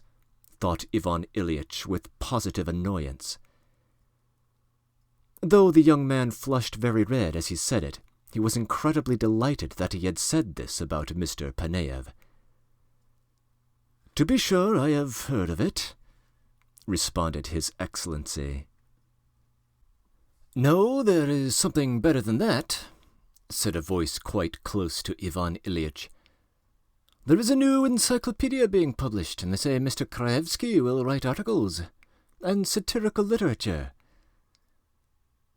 This was said by a young man who was by no means embarrassed, but rather free and easy. He was wearing gloves and a white waistcoat, and carried a hat in his hand. He did not dance, and looked condescending, for he was on the staff of a satirical paper called The Firebrand, and gave himself airs accordingly. He had come casually to the wedding, invited as an honored guest of the Pseldonimovs, with whom he was on intimate terms, and with whom only a year before he had lived in very poor lodgings, kept by a German woman. He drank vodka, however, and for that purpose had more than once withdrawn to a snug little back room to which all the guests knew their way. The general disliked him extremely. "And the reason that's funny," broke in joyfully the flaxen-headed young man who had talked of the shirt front and at whom the young man on the comic paper looked with hatred in consequence. "It's funny, your Excellency, because it is supposed by the writer that Mr. Kraevsky does not know how to spell, and thinks that satirical ought to be written with a Y instead of an I." But the poor young man scarcely finished his sentence. He could see from his eyes that the general knew all this long ago, for the general himself looked embarrassed, and evidently because he knew it. The young man seemed inconceivably ashamed. He succeeded in effacing himself completely, and remained very melancholy all the rest of the evening. But to make up for that, the young man on the staff of the Firebrand came up nearer, and seemed to be intending to sit down somewhere close by. Such free and easy manners struck Ivan Ilyitch as rather shocking. "Tell me, please, Porfiry," he began, in order to say something. "Why, I have always wanted to ask you about it in person. Why are you called Pseldonimov instead of Pseudonimov? Your name surely must be Pseudonimov." "I cannot inform you exactly, Your Excellency," said Pseldonimov. "It must have been that when his father went into the service they made a mistake in his papers, so that he has remained now Pseldonimov," put in Akim Petrovitch. "That does happen." "Undoubtedly," the general said with warmth. "Undoubtedly. For only think, Pseudonimov comes from the literary word pseudonym, while Pseldonimov means nothing." "Due to foolishness," added Akim Petrovitch. "You mean what is due to foolishness?" "The Russian common people in their foolishness often alter letters, and sometimes pronounce them in their own way. For instance, they say nevalid instead of invalid." "Oh, yes, nevalid." "Mumber, too, they say, Your Excellency," boomed out the tall officer, who had long been itching to distinguish himself in some way. "What do you mean by mumber?" "Mumber instead of number, Your Excellency." "Oh, yes, mumber instead of number. To be sure, to be sure." Ivan Ilyitch had to do a chuckle for the benefit of the officer, too. The officer straightened his tie.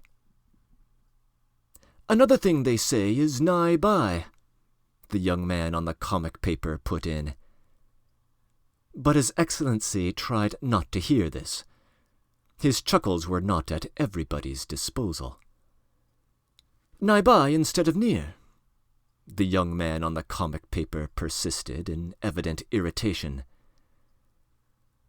Ivan Ilyitch looked at him sternly. "Come, why persist?" Pseldonimov whispered to him. "Why, I was talking. Mayn't one speak?" the latter protested in a whisper. But he said no more, and with secret fury walked out of the room.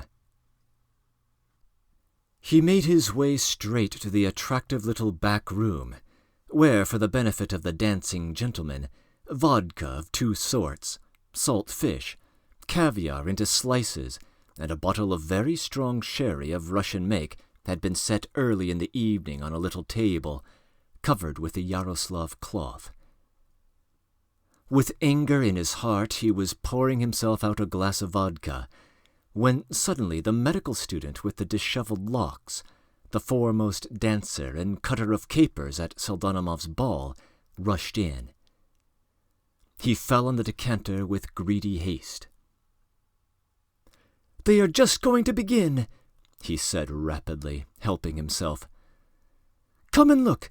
I am going to dance a solo on my head. After supper I shall risk the fish dance. It is just the thing for the wedding. So to speak, a friendly hint to Pseldonimov. She's a jolly creature, that Cleopatra Semyonovna, and you can venture on anything you like with her." "He's a reactionary," said the young man on the comic paper gloomily, as he tossed off his vodka. "Who is a reactionary?" "Why, the personage before whom they set those sweetmeats. He's a reactionary, I tell you." "What nonsense!" muttered the student, and he rushed out of the room, hearing the opening bars of the quadrille. Left alone, the young man on the comic paper poured himself out another glass to give himself more assurance and independence. He drank and ate a snack of something, and never had the actual civil councillor Ivan Ilyitch made for himself a bitterer foe more implacably bent on revenge than was a young man on the staff of the firebrand whom he had so slighted, especially after the latter had drunk 2 glasses of vodka. Alas, Ivan Ilyitch suspected nothing of the sort. He did not suspect another circumstance of prime importance either, which had an influence on the mutual relations of the guests and His Excellency. The fact was that though he had given a proper and even detailed explanation of his presence at his clerk's wedding, this explanation did not really satisfy anyone, and the visitors were still embarrassed. But suddenly everything was transformed as though by magic. All were reassured and ready to enjoy themselves, to laugh, to shriek, to dance exactly as though the unexpected visitor were not in the room. The cause of it was a rumor, a whisper, a report which spread in some unknown way that the visitor was not quite, it seemed, was in fact a little top-heavy. And though this seemed at first a horrible calumny, it began by degrees to appear to be justified. Suddenly everything became clear. What was more, they felt all at once extraordinarily free. And it was just at this moment that the quadrille for which the medical student was in such haste, the last before supper, began. And just as Ivan Ilyitch meant to address the bride again, intending to provoke her with some innuendo, the tall officer suddenly dashed up to her and with a flourish dropped on one knee before her. She immediately jumped up from the sofa and whisked off with him to take her place in the quadrille. The officer did not even apologize, and she did not even glance at the general as she went away.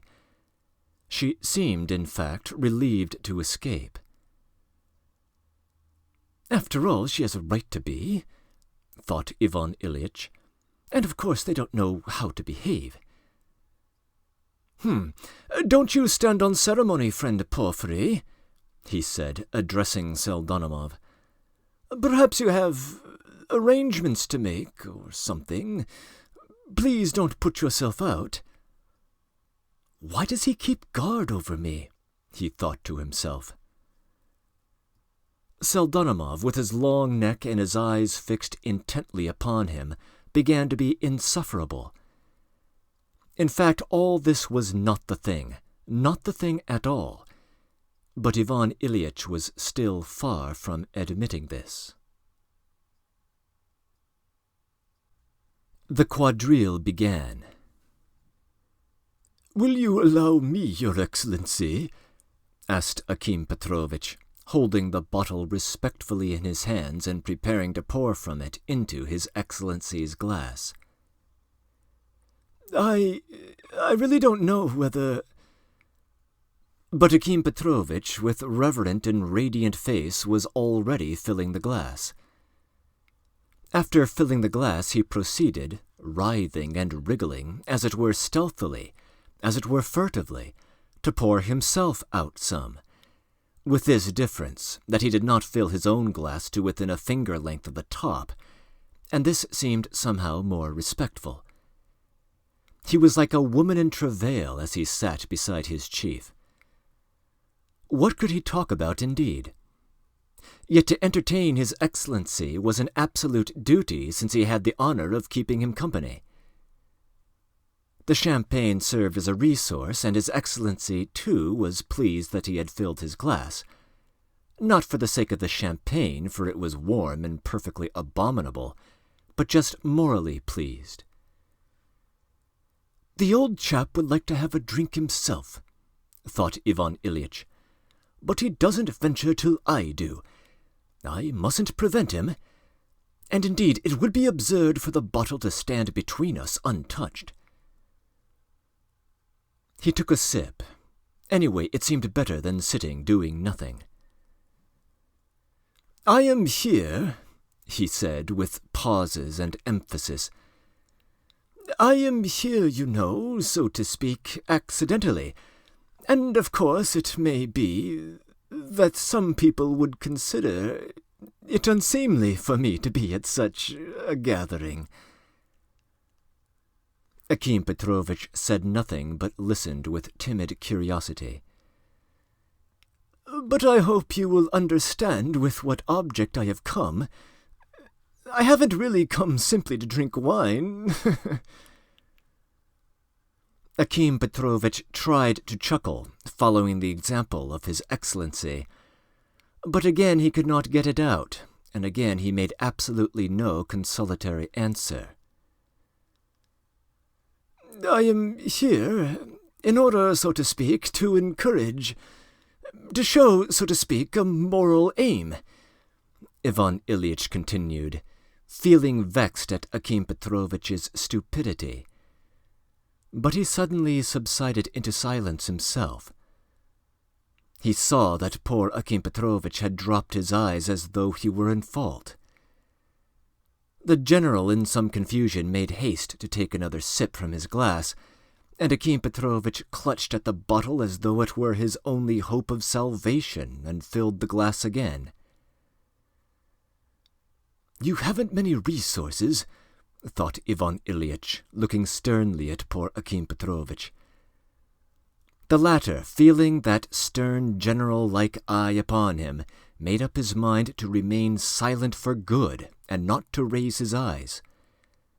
So they sat beside each other for a couple of minutes, 2 sickly minutes for Akim Petrovitch. A couple of words about Akim Petrovitch. He was a man of the old school, as meek as a hen, reared from infancy to obsequious servility, and at the same time a good-natured and even honorable man. He was a Petersburg Russian. That is, his father and his father's father were born, grew up, and served in Petersburg, and had never once left Petersburg. That is quite a special type of Russian. They have hardly any idea of Russia, though that does not trouble them at all. Their whole interest is confined to Petersburg, and chiefly the place in which they serve. All their thoughts are concentrated on preference for farthing points, on the shop and their month's salary. They don't know a single Russian custom, a single Russian song except Luchinushka, and that only because it is played on the barrel organs. However, there are 2 fundamental and invariable signs by which you can at once distinguish a Petersburg Russian from a real Russian. The first sign is the fact that Petersburg Russians, all without exception, speak of the newspaper as the academic news and never call it the Petersburg news. The second and equally trustworthy sign is that Petersburg Russians never make use of the word breakfast, but always call it Frühstück, with especial emphasis on the first syllable. By these radical and distinguishing signs you can tell them apart. In short, this is a humble type which has been formed during the last 35 years. Akim Petrovitch, however, was by no means a fool. If the general had asked him a question about anything in his own province, he would have answered and kept up a conversation. As it was unseemly for a subordinate even to answer such questions as these, though Akim Petrovitch was dying from curiosity to know something more detailed about His Excellency's real intentions.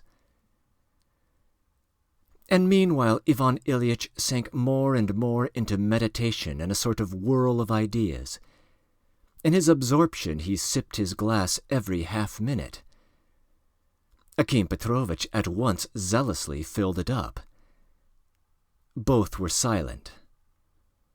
Ivan Ilyich began looking at the dances, and immediately something attracted his attention. One circumstance even surprised him. The dances were certainly lively. Here people danced in the simplicity of their hearts to amuse themselves and even to romp wildly. Among the dancers few were really skillful, but the unskilled stamped so vigorously that they might have been taken for agile ones. The officer was among the foremost. He particularly liked the figures in which he was left alone to perform a solo.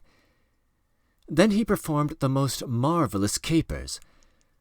For instance, standing upright as a post, He would suddenly bend over to one side, so that one expected him to fall over. But with the next step he would suddenly bend over in the opposite direction at the same acute angle to the floor. He kept the most serious face and danced in the full conviction that everyone was watching him. Another gentleman, who had had rather more than he could carry before the quadrille, dropped asleep beside his partner so that his partner had to dance alone. The young registration clerk, who had danced with the lady in the blue scarf through all the figures and through all the 5 quadrilles which they had danced that evening, played the same prank the whole time. That is, he dropped a little behind his partner, seized the end of her scarf, and as they crossed over, succeeded in imprinting some 20 kisses on the scarf. His partner sailed along in front of him as though she noticed nothing. The medical student really did dance on his head, and excited frantic enthusiasm, stamping and shrieks of delight. In short, the absence of constraint was very marked. Ivan Ilyitch, whom the wine was beginning to affect, began by smiling, but by degrees a bitter doubt began to steal into his heart. Of course he liked free and easy manners and unconventionality. He desired, he had even inwardly prayed for free and easy manners, when they had all held back. But now that unconventionality had gone beyond all limits. One lady, for instance, the one in the shabby dark blue velvet dress bought 4th hand, in the 6th figure pinned her dress so as to turn it into something like trousers. This was the Cleopatra Semyonovna with whom one could venture to do anything, as her partner, the medical student, had expressed it. The medical student defied description. He was simply a Fokin. How was it? They had held back, and now they were so quickly emancipated. One might think it nothing, but this transformation was somehow strange. It indicated something. It was as though they had forgotten Ivan Ilyitch's existence. Of course he was the first to laugh, and even ventured to applaud. Akim Petrovitch chuckled respectfully in unison, though indeed with evident pleasure and no suspicion that His Excellency was beginning to nourish in his heart a new gnawing anxiety. "You dance capitally, young man," Ivan Ilyitch was obliged to say to the medical student as he walked past him.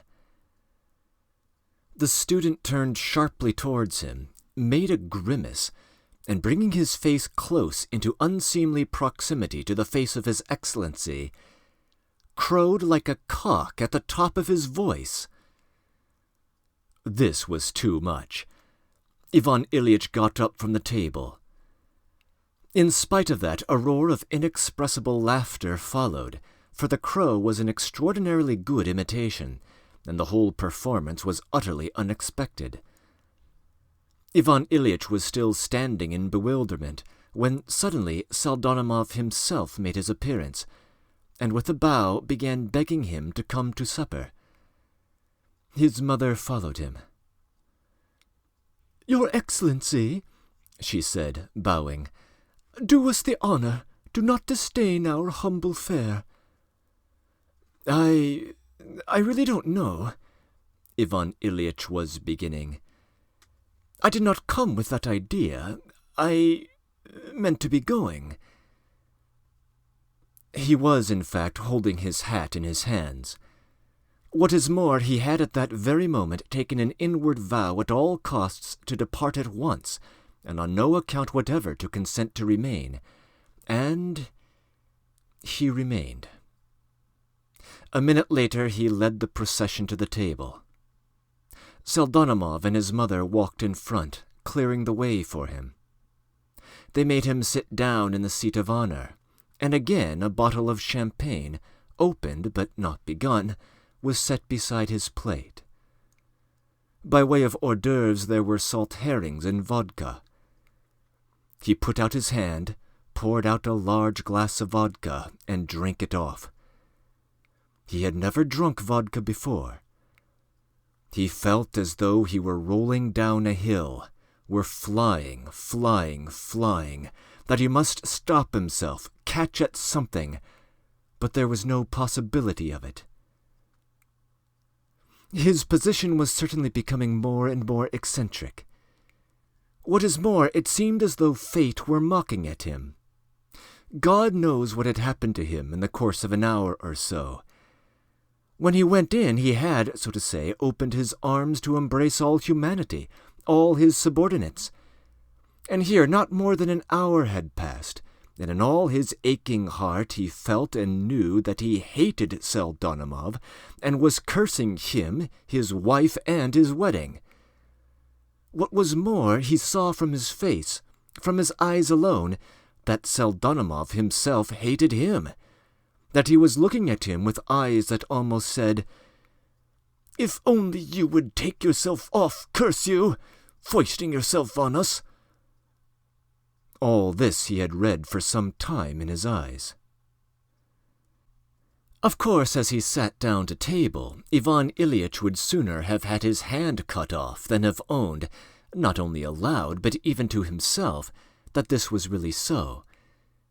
The moment had not fully arrived yet. There was still a moral vacillation.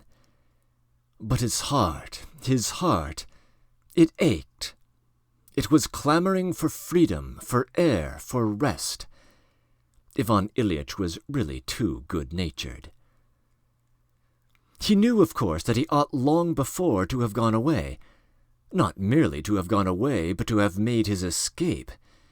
That all this was not the same, but had turned out utterly different from what he had dreamed of on the pavement. "Why did I come? Did I come here to eat and drink?" he asked himself as he tasted the salt herring. He even had attacks of skepticism. There was at moments a faint stir of irony in regard to his own fine action at the bottom of his heart. He actually wondered at times why he had come in. But how could he go away? To go away like this without having finished the business properly was impossible. What would people say? They would say that he was frequenting low company. Indeed, it really would amount to that if he did not end it properly. What would Stepan Nikiforovitch, Semyon Ivanovitch say? For of course it would be all over the place by tomorrow. What would be said in the offices, at the Schembels, at the Shubins? No, he must take his departure in such a way that all should understand why he had come. He must make clear his moral aim. And meantime the dramatic moment would not present itself. "They don't even respect me," he went on thinking. "What are they laughing at? They are as free and easy as though they had no feeling. But I have long suspected that all the younger generation are without feeling. I must remain at all costs. They have just been dancing, but now at table they will all be gathered together.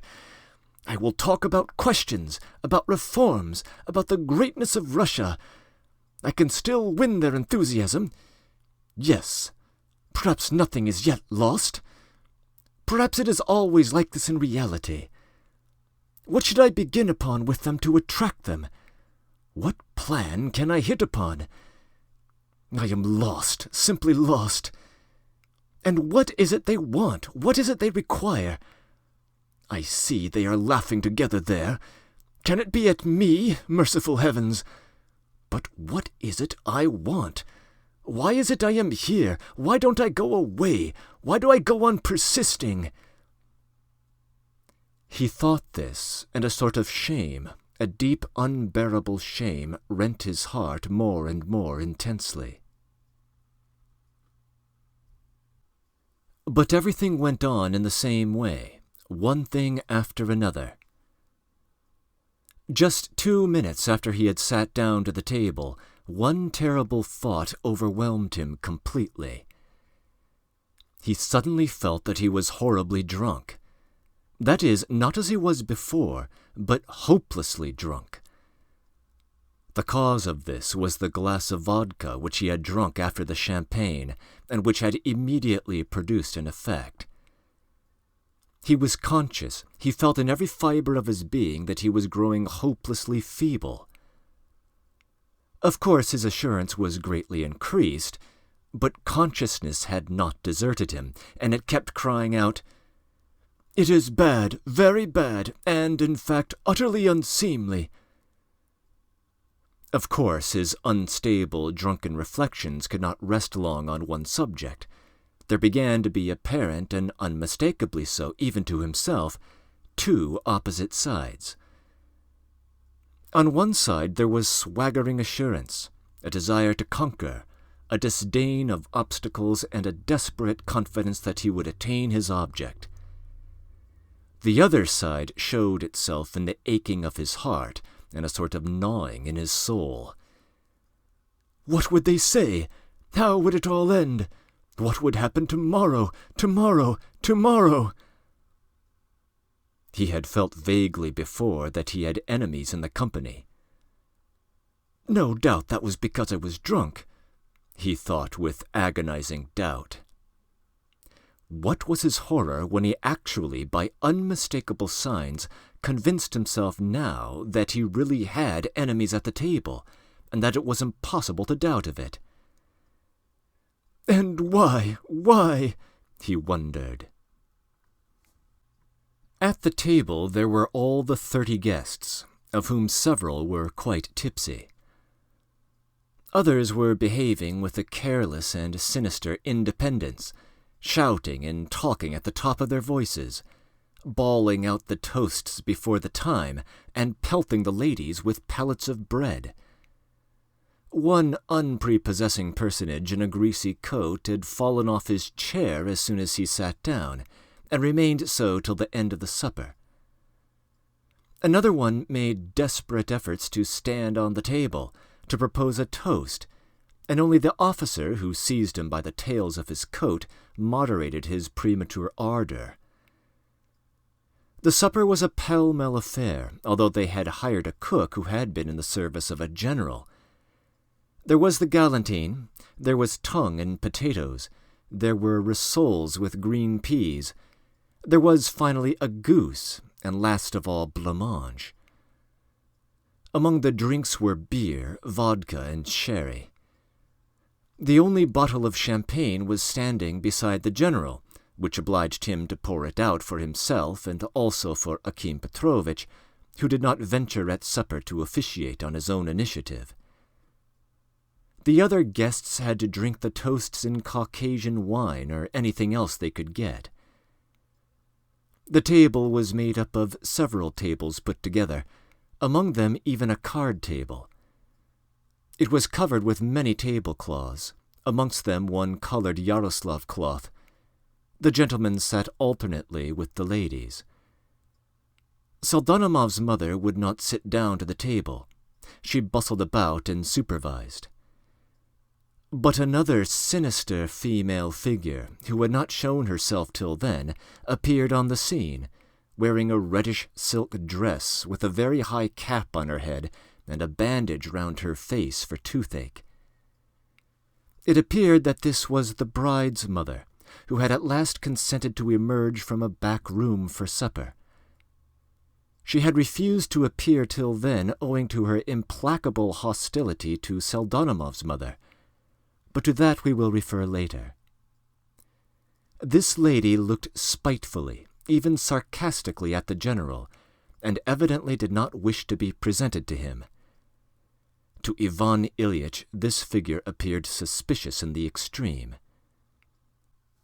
But apart from her, several other persons were suspicious and inspired involuntary apprehension and uneasiness. It even seemed that they were in some sort of plot together against Ivan Ilyitch. At any rate, it seemed so to him, and throughout the whole supper he became more and more convinced of it. A gentleman with a beard, some sort of free artist, was particularly sinister. He even looked at Ivan Ilyitch several times, and then turning to his neighbor, whispered something. Another person present was unmistakably drunk, but yet from certain signs was to be regarded with suspicion. The medical student, too, gave rise to unpleasant expectations. Even the officer himself was not quite to be depended on. But the young man on the comic paper was blazing with hatred. He lolled in his chair, he looked so haughty and conceited, he snorted so aggressively.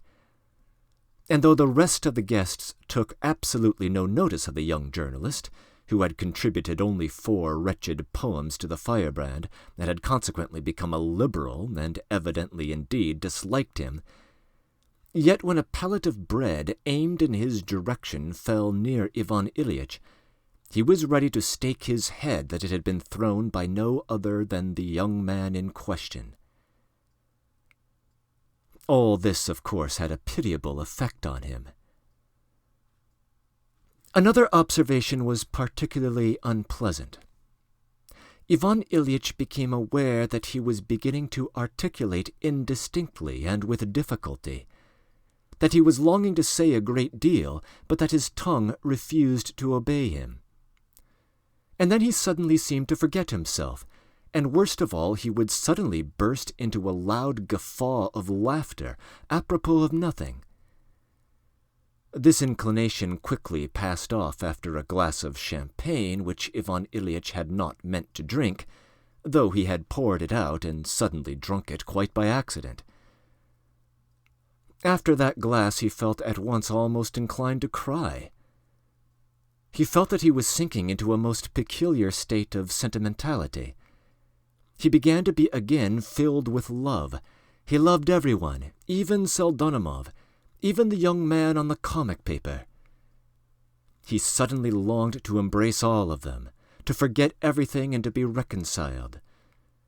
What is more, to tell them everything openly, all, that is, to tell them what a good, nice man he was, with what wonderful talents, what services he would do for his country, how good he was at entertaining the fair sex, and above all, how progressive he was, how humanely ready he was to be indulgent to all, to the very lowest, and finally, in conclusion, to tell them frankly all the motives that had impelled him to turn up at Pseldonimov's uninvited, to drink 2 bottles of champagne, and to make him happy with his presence. The truth, the holy truth and candor before all things. I will capture them by candor. They will believe me. I see it clearly. They actually look at me with hostility, but when I tell them all, I shall conquer them completely. They will fill their glasses and drink my health with shouts. The officer will break his glass upon his spur. Perhaps they will even shout hurrah. Even if they want to toss me after the hussar fashion, I will not oppose them, and indeed it would be very jolly. I will kiss the bride on her forehead. She is charming. Akim Petrovitch is a very nice man, too. Pseldonimov will improve, of course, later on. He will acquire, so to speak, a society polish. And although, of course, the younger generation has not that delicacy of feeling, yet I will talk to them about the contemporary significance of Russia among the European states. I will refer to the peasant question, too.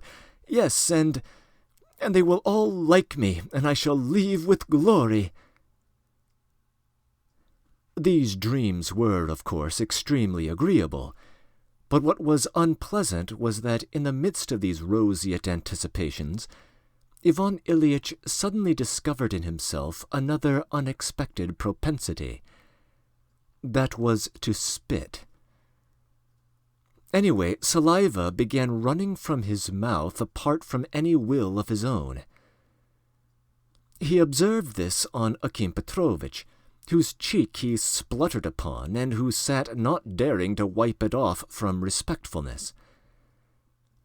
Ivan Ilyitch took his dinner napkin and wiped it himself, but this immediately struck him himself as so incongruous, so opposed to all common sense, that he sank into silence and began wondering. Though Akim Petrovitch emptied his glass, yet he sat as though he were scalded. Ivan Ilyitch reflected now that he had for almost a quarter of an hour been talking to him about some most interesting subject, but that Akim Petrovitch had not only seemed embarrassed as he listened, but positively frightened. Pseldonimov, who was sitting one chair away from him, also craned his neck towards him, and bending his head sideways, listened to him with the most unpleasant air. He actually seemed to be keeping a watch on him. Turning his eyes upon the rest of the company, he saw that many were looking straight at him and laughing. But what was strangest of all was that he was not in the least embarrassed by it. On the contrary, he sipped his glass again and suddenly began speaking so that all could hear. "I was saying just now," he began as loudly as possible, "I was saying just now, ladies and gentlemen, to Akim Petrovitch, that Russia, yes, Russia, in short, you understand that I mean to say, Russia is living, it is my profound conviction, through a period of humanity." Humanity, was heard at the other end of the table. Tutu! Ivan Ilyitch stopped. Pseldonimov got up from his chair and began trying to see who had shouted. Akim Petrovitch stealthily shook his head, as though admonishing the guests.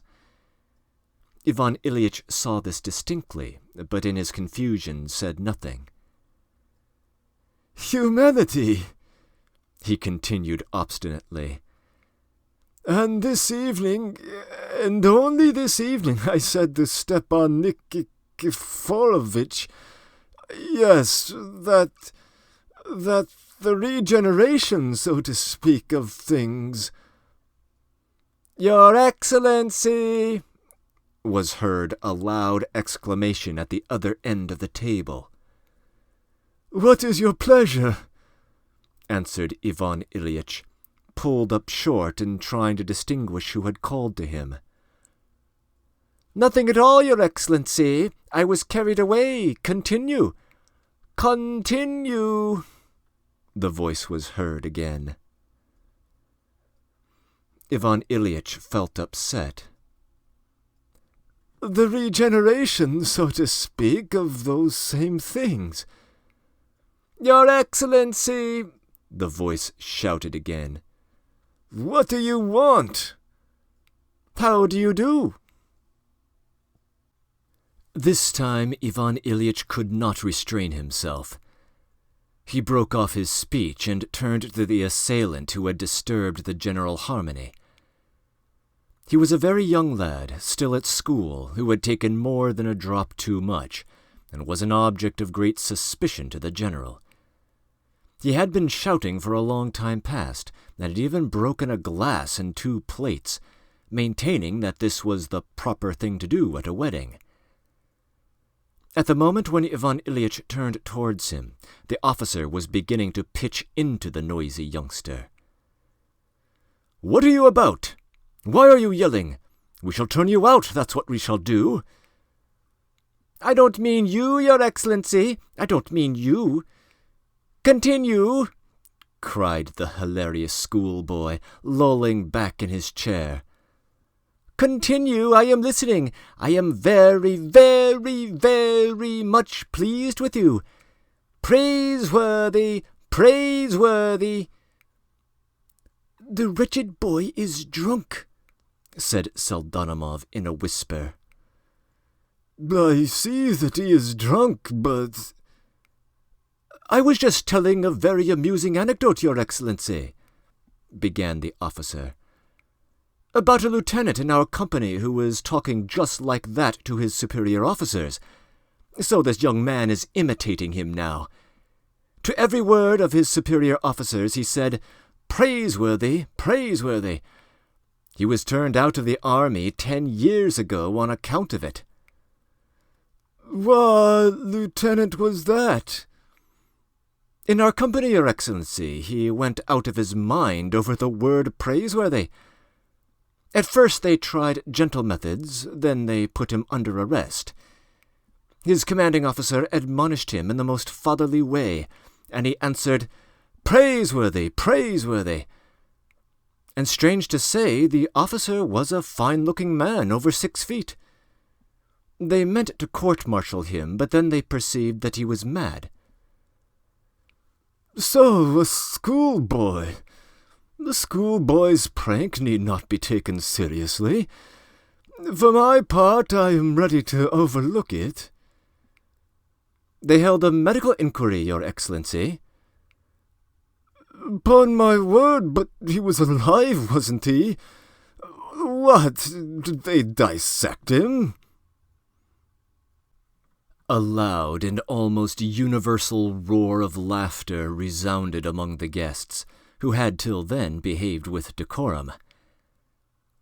Ivan Ilyich was furious. "Ladies and gentlemen," he shouted, at first scarcely stammering, "I am fully capable of apprehending that a man is not dissected alive. I imagined that in his derangement he had ceased to be alive. That is, that he had died. That is, I mean to say, that you don't like me, and yet I like you all. Yes, I like Porphyry. I am lowering myself by speaking like this." At that moment Ivan Ilyich spluttered, so that a great dab of saliva flew onto the tablecloth in a most conspicuous place. Pseldonimov flew to wipe it off with a table napkin. This last disaster crushed him completely. "My friends, this is too much," he cried in despair. "The man is drunk, Your Excellency," Pseldonimov prompted him again. "Porphyry, I see that you all... Yes, I say that I hope... Yes, I call upon you all to tell me, in what way have I lowered myself?" Ivan Ilyich was almost crying. "Your Excellency, good heavens! Porphyry, I appeal to you. Tell me, when I came... Yes, to your wedding, I had an object. I was aiming at moral elevation. I wanted it to be felt. I appeal to all. Am I greatly lowered in your eyes or not?" A death-like silence. That was just it, a death-like silence, and to such a downright question. "They might at least shout at this minute," flashed through His Excellency's head. But the guests only looked at one another. Akim Petrovitch sat more dead than alive, while Pseldonimov, numb with terror, was repeating to himself the awful question which had occurred to him more than once already. "What shall I have to pay for all this tomorrow?" At this point, the young man on the comic paper, who was very drunk but who had hitherto sat in morose silence, addressed Ivan Ilyich directly, and with flashing eyes began answering in the name of the whole company. "Yes," he said in a loud voice. "Yes, you have lowered yourself. Yes, you are a reactionary. Reactionary!" "Young man, you are forgetting yourself. To whom are you speaking so to express it?" Ivan Ilyich cried furiously, jumping up from his seat again. "To you, and secondly, I am not a young man. You've come to give yourself airs and to try to win popularity." "Pseldonimov, what does this mean?" cried Ivan Ilyich. But Pseldonimov was reduced to such horror that he stood still like a post and was utterly at a loss what to do. The guests, too, sat mute in their seats. All but the artist and the schoolboy, who applauded and shouted, "Bravo! Bravo!" The young man on the comic paper went on shouting with unrestrained violence. "Yes, you came to show off your humanity. You've hindered the enjoyment of everyone. You've been drinking champagne without thinking that it is beyond the means of a clerk at 10 rubles a month. And I suspect that you are one of those high officials who are a little too fond of the young wives of their clerks. What is more, I am convinced that you support state monopolies. Yes, yes, yes." "Pseldonimov, Pseldonimov," shouted Ivan Ilyich, holding out his hands to him. He felt that every word uttered by the comic young man was a fresh dagger at his heart. "Directly, Your Excellency. Please do not disturb yourself," Pseldonimov cried energetically, rushing up to the comic young man, seizing him by the collar and dragging him away from the table. Such physical strength could indeed not have been expected from the weakly-looking Pseldonimov. But the comic young man was very drunk, while Pseldonimov was perfectly sober. Then he gave him 2 or 3 cuffs in the back and thrust him out of the door. "You are all scoundrels," roared the young man of the comic paper. "I will caricature you all tomorrow in the Firebrand." They all leapt up from their seats. "Your Excellency, Your Excellency," cried Pseldonimov, his mother, and several others, crowding round the general. "Your Excellency, do not be disturbed." "No, no," cried the general. "I am annihilated. I meant to bless you, so to speak. And this is how I am paid for everything, everything."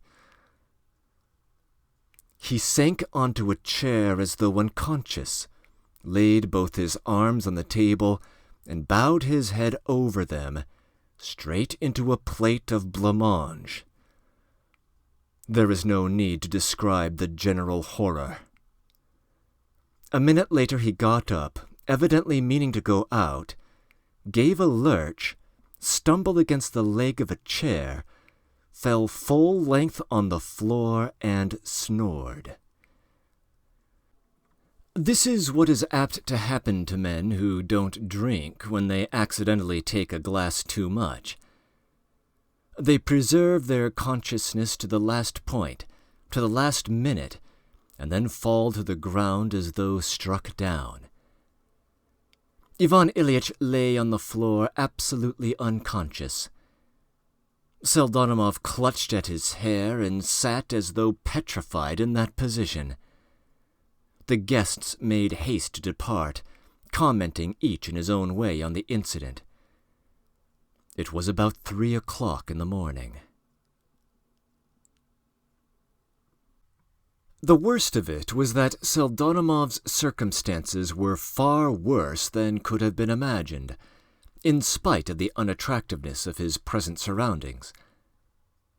And while Ivan Ilyich is lying on the floor and Pseldonimov is standing over him tearing his hair in despair, we will break off the thread of our story and say a few explanatory words about Porfiry Petrovich Pseldonimov. Not more than a month before his wedding, he was in a state of hopeless destitution. He came from a province where his father had served in some department, and where he had died while awaiting his trial on some charge.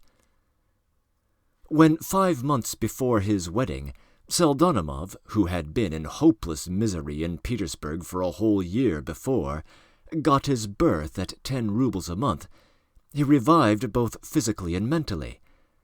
But he was soon crushed by circumstances again. There were only 2 Pseldonimovs left in the world, himself and his mother, who had left the province after her husband's death. The mother and son barely existed in the freezing cold, and sustained life on the most dubious substances. There were days when Pseldonimov himself went with a jug to the fontanka for water to drink. When he got his place, he succeeded in settling with his mother in a corner. She took in washing, while for 4 months he scraped together every farthing to get himself boots and an overcoat. And what troubles he had to endure at his office! His superiors approached him with the question, "How long was it since he had had a bath?" There was a rumor about him that under the collar of his uniform there were nests of bugs. But Pseldonimov was a man of strong character. On the surface he was mild and meek. He had the merest smattering of education. He was practically never heard to talk of anything. I do not know for certain whether he thought, made plans and theories, had dreams. But on the other hand, there was being formed within him an instinctive, furtive, unconscious determination to fight his way out of his wretched circumstances. He had the persistence of an ant. Destroy an ant's nest, and they will begin at once re-erecting it. Destroy it again, and they will begin again without wearying. He was a constructive, house-building animal. One could see from his brow that he would make his way, would build his nest, and perhaps even save for a rainy day. His mother was the only creature in the world who loved him, and she loved him beyond everything. She was a woman of resolute character, hard-working and indefatigable, and at the same time good-natured.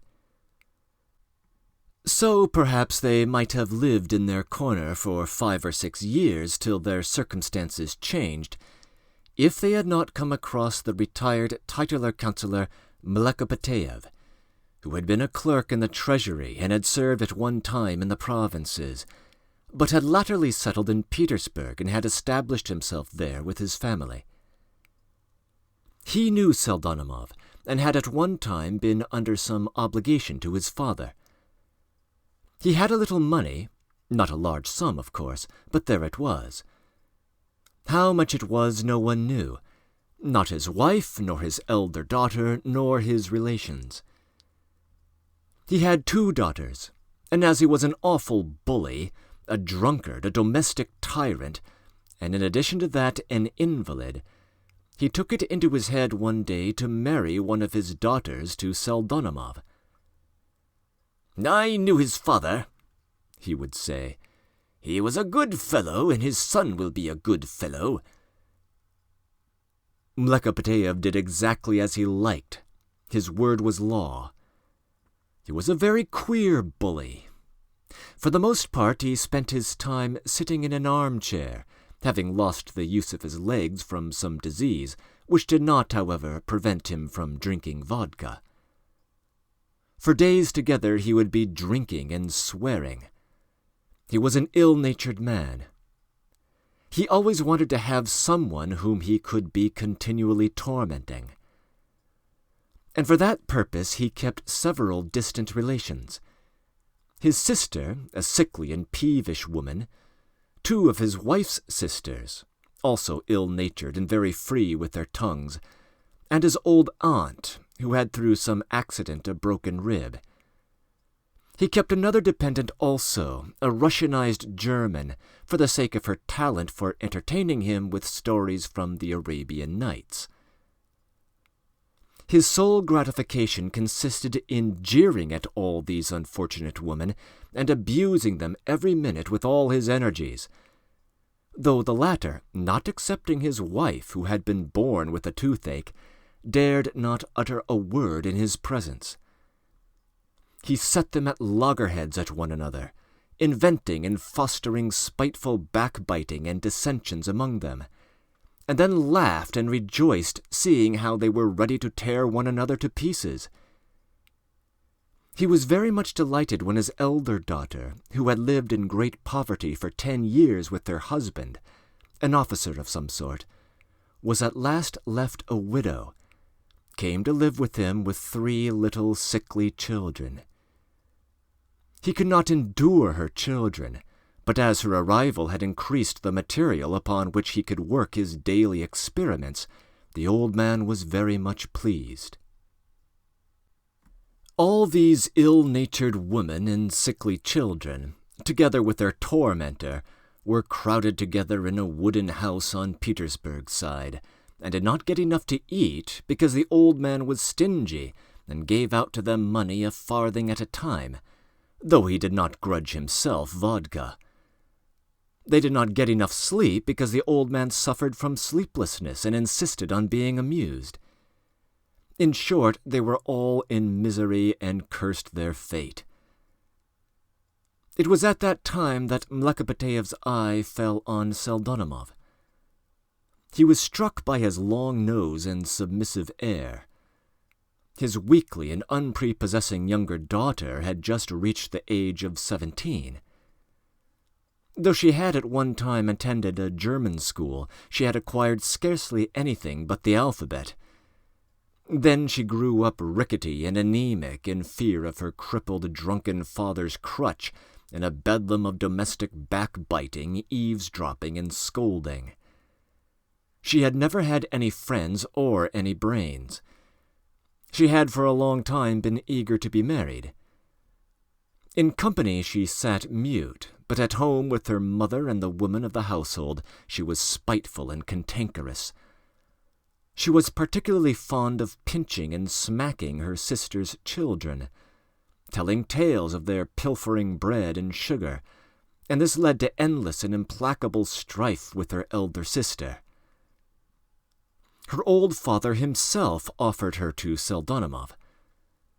Miserable as the latter's position was, he yet asked for a little time to consider. His mother and he hesitated for a long time. But with the young lady there was to come as dowry a house, and though it was a nasty little wooden house of 1 story, yet it was property of a kind. Moreover, they would give with her 400 rubles, and how long it would take him to save it up himself. "What am I taking the man into my house for?" shouted the drunken bully. "In the first place, because you are all females, and I am sick of female society. I want Pseldonimov, too, to dance to my piping, for I am his benefactor. And in the second place, I am doing it because you are all cross and don't want it, and so I'll do it to spite you. What I have said, I have said. And you beat her, Porphyry, when she is your wife. She has been possessed of 7 devils ever since she was born. You beat them out of her, and I'll get the stick ready." Pseldonimov made no answer, but he was already decided. Before the wedding, his mother and he were taken into the house, washed, clothed, provided with boots and money for the wedding. The old man took them under his protection, possibly just because the whole family was prejudiced against them. He positively liked Pseldonimov's mother, so that he actually restrained himself and did not jeer at her. On the other hand, he made Pseldonimov dance the Cossack dance a week before the wedding. "Well, that's enough. I only wanted to see whether you remembered your position before me or not," he said at the end of the dance. He allowed just enough money for the wedding, with nothing to spare, and invited all his relations and acquaintances. On Pseldonimov's side there was no one but the young man who wrote for the Firebrand, and Akim Petrovitch, the guest of honor. Pseldonimov was perfectly aware that his bride cherished an aversion for him, and that she was set upon marrying the officer instead of him. But he put up with everything. He had made a compact with his mother to do so. The old father had been drunk and abusive and foul-tongued the whole of the wedding day and during the party in the evening. The whole family took refuge in the back rooms and were crowded there to suffocation. The front rooms were devoted to the dance and the supper. At last, when the old man fell asleep, dead drunk at 11 o'clock, the bride's mother, who had been particularly displeased with Pseldonimov's mother that day, made up her mind to lay aside her wrath, become gracious, and join the company. Ivan Ilyitch's arrival had turned everything upside down. Madame Lakabateyev was overcome with embarrassment, and began grumbling that she had not been told that the general had been invited. She was assured that he had come uninvited, but was so stupid as to refuse to believe it. Champagne had to be got. Pseldonimov's mother had only 1 ruble, while Pseldonimov himself had not 1 farthing.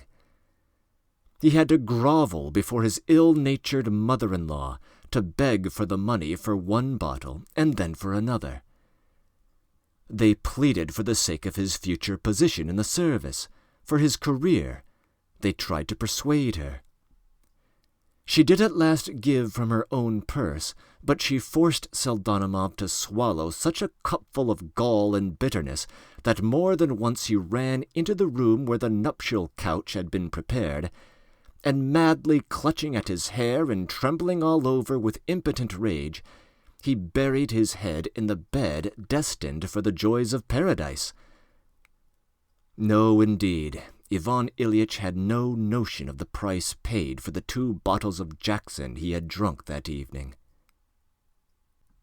What was the horror, the misery, and even the despair of Pseldonimov when Ivan Ilyitch's visit ended in this unexpected way?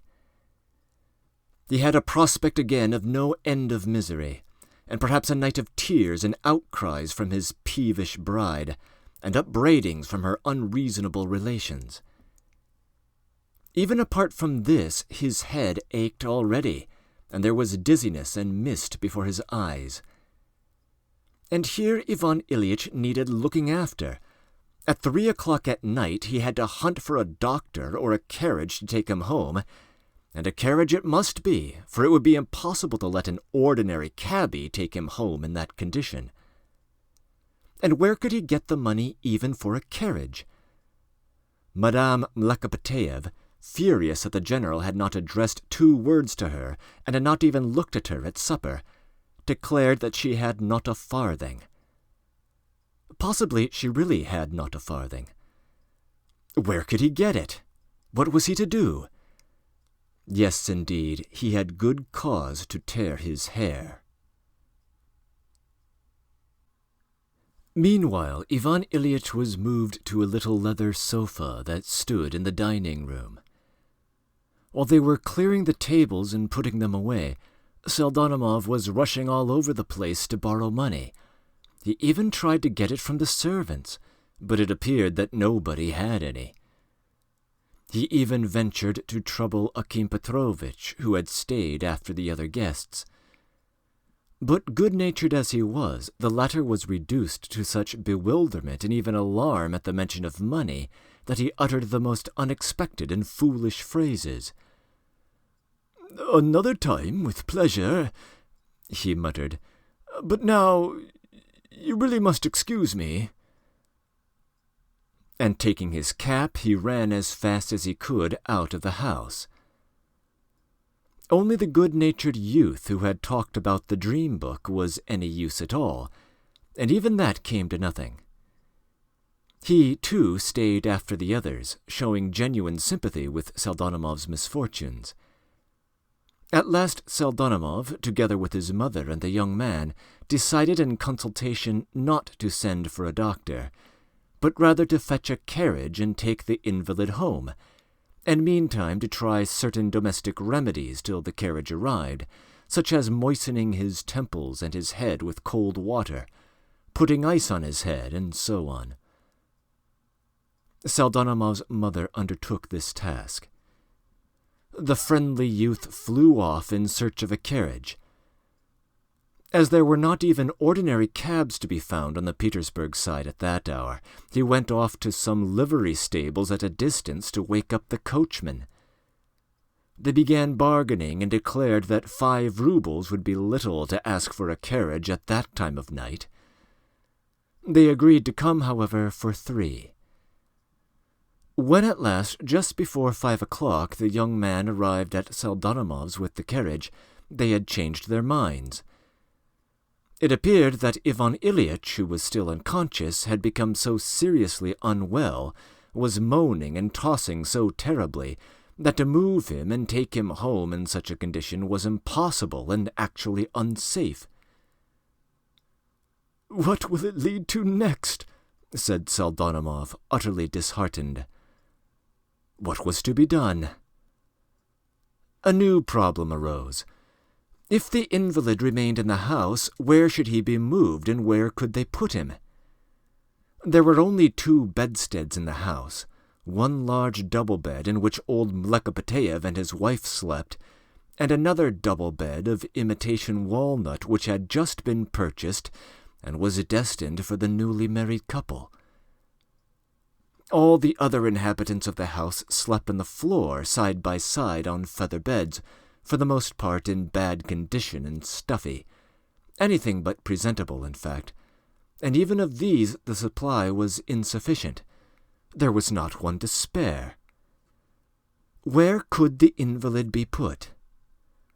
A feather bed might perhaps have been found. It might in the last resort have been pulled from under someone, but where and on what could a bed have been made up? It seemed that the bed must be made up in the drawing-room, for that room was the furthest from the bosom of the family and had a door into the passage. But on what could the bed be made? Surely not upon chairs.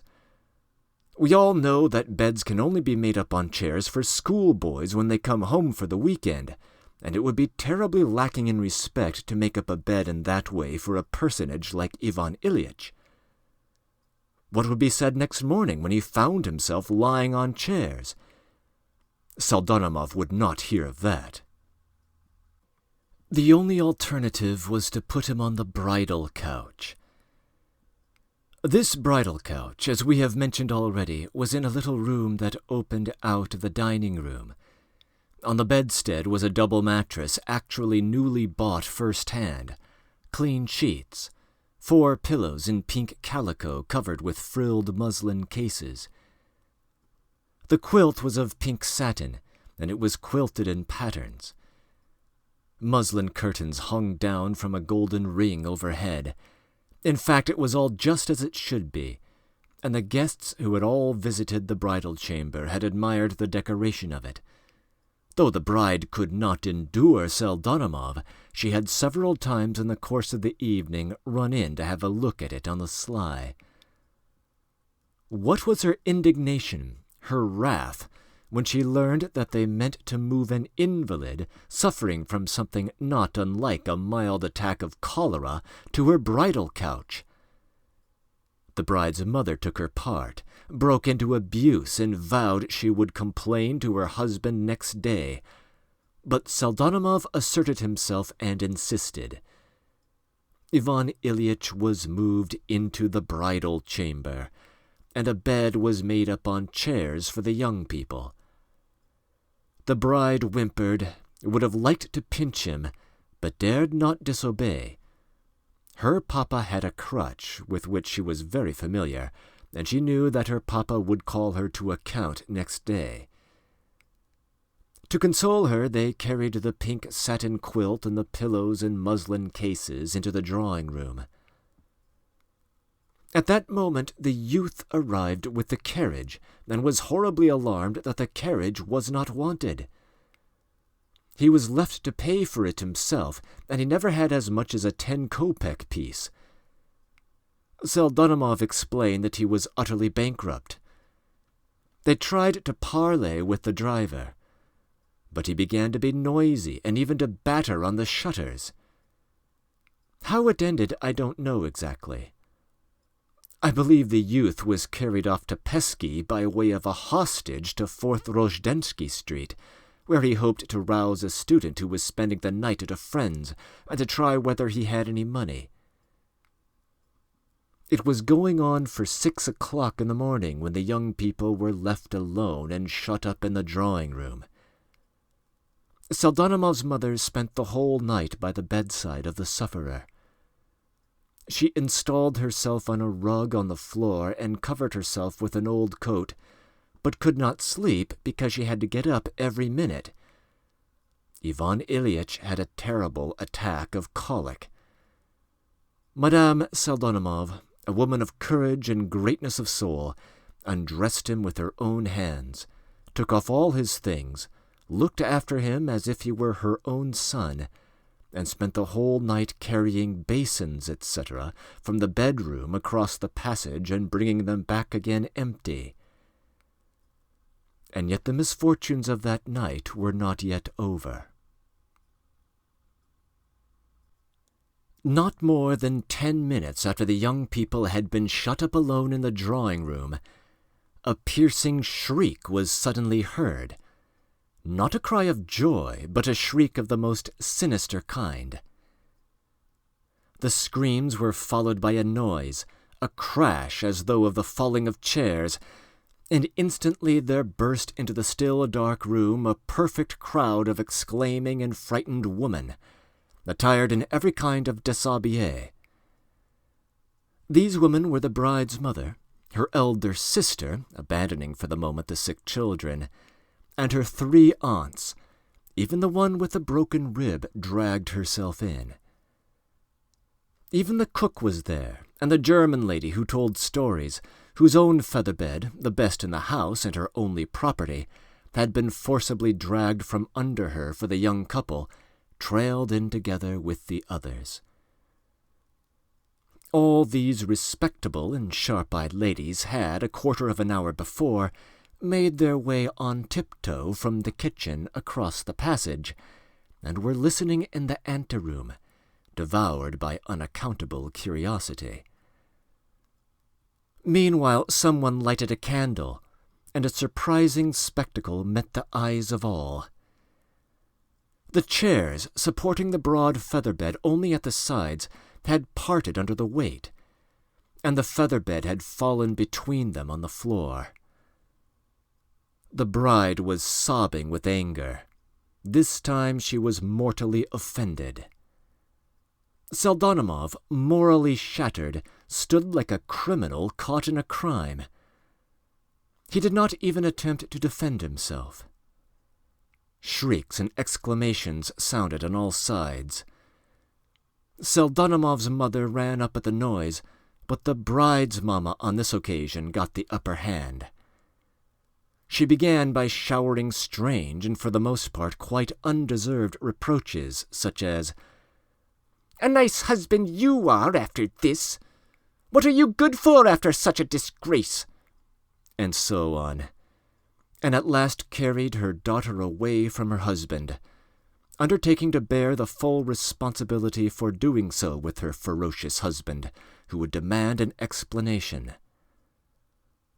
All the others followed her out, exclaiming and shaking their heads.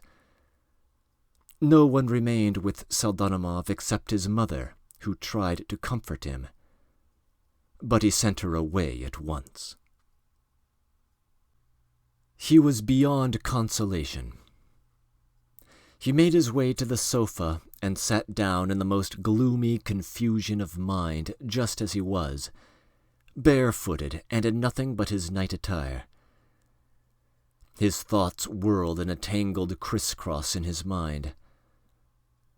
At times he mechanically looked about the room where only a little while ago the dancers had been whirling madly, and in which the cigarette smoke still lingered. Cigarette ends and sweetmeat papers still littered the slopped and dirty floor. The wreck of the nuptial couch and the overturned chairs bore witness to the transitoriness of the fondest and surest earthly hopes and dreams. He sat like this almost an hour. The most oppressive thoughts kept coming into his mind, such as the doubt, what was in store for him in the office now? He recognized with painful clearness that he would have, at all costs, to exchange into another department, that he could not possibly remain where he was after all that had happened that evening. He thought, too, of Mlekopitaev, who would probably make him dance the Cossack dance next day to test his meekness. He reflected, too, that though Mlekopitaev had given 50 rubles for the wedding festivities, every farthing of which had been spent, he had not thought of giving him the 400 rubles yet. No mention had been made of it, in fact. And indeed, even the house had not been formally made over to him. He thought, too, of his wife who had left him at the most critical moment of his life, of the tall officer who had dropped on one knee before her. He had noticed that already. He thought of the 7 devils which, according to the testimony of her own father, were in possession of his wife, and of the crutch in readiness to drive them out. Of course, he felt equal to bearing a great deal, but destiny had let loose such surprises upon him that he might well have doubts of his fortitude. So Pseldonimov mused dolefully. Meanwhile the candle end was going out, its fading light falling straight upon Pseldonimov's profile through a colossal shadow of it on the wall, with a drawn-out neck, a hooked nose, and with 2 tufts of hair sticking out on his forehead and the back of his head. At last, when the air was growing cool with the chill of early morning, he got up, frozen and spiritually numb, crawled to the feather bed that was lying between the chairs, and without rearranging anything, without putting out the candle end, without even laying the pillow under his head, fell into a leaden, death-like sleep, such as the sleep of men condemned to flogging on the morrow must be. On the other hand, what could be compared with the agonizing night spent by Ivan Ilyich Prelinsky on the bridal couch of the unlucky Pseldonimov? For some time, headache, vomiting, and other most unpleasant symptoms did not leave him for 1 second. He was in the torments of hell. The faint glimpses of consciousness that visited his brain lighted up such an abyss of horrors, such gloomy and revolting pictures, that it would have been better for him not to have returned to consciousness. Everything was still a turmoil in his mind, however. He recognized Pseldonimov's mother, for instance, heard her gentle admonitions, such as, "Be patient, my dear. Be patient, good sir. It won't be so bad presently." He recognized her, but could give no logical explanation of her presence beside him. Revolting phantoms haunted him. Most frequently of all, he was haunted by Semyon Ivanitch. But looking more intently, he saw that it was not Semyon Ivanitch, but Pseldonimov's nose. He had visions, too, of the free and easy artist, and the officer and the old lady with their face tied up. What interested him most of all was the gilt ring which hung over his head, through which the curtains hung. He could distinguish it distinctly in the dim light of the candle end which lighted up the room, and he kept wondering inwardly, what was the object of that ring? Why was it there? What did it mean? He questioned the old lady several times about it, but apparently did not say what he meant, and she evidently did not understand it, however much he struggled to explain. At last by morning the symptoms had ceased, and he fell into a sleep, a sound sleep without dreams.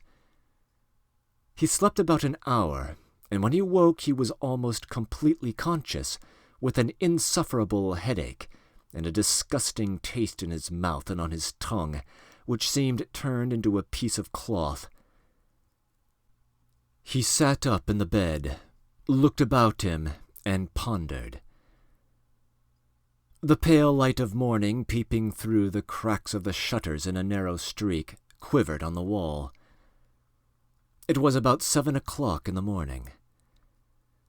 But when Ivan Ilyich suddenly grasped the position and recalled all that had happened to him since the evening, when he remembered all his adventures at supper, the failure of his magnanimous action, his speech at table, when he realized all at once with horrifying clearness all that might come of this now, all that people would say and think of him, when he looked round and saw to what a mournful and hideous condition he had reduced the peaceful bridal couch of his clerk, oh, then such deadly shame, such agony overwhelmed him that he uttered a shriek, hid his face in his hands, and fell back on the pillow in despair.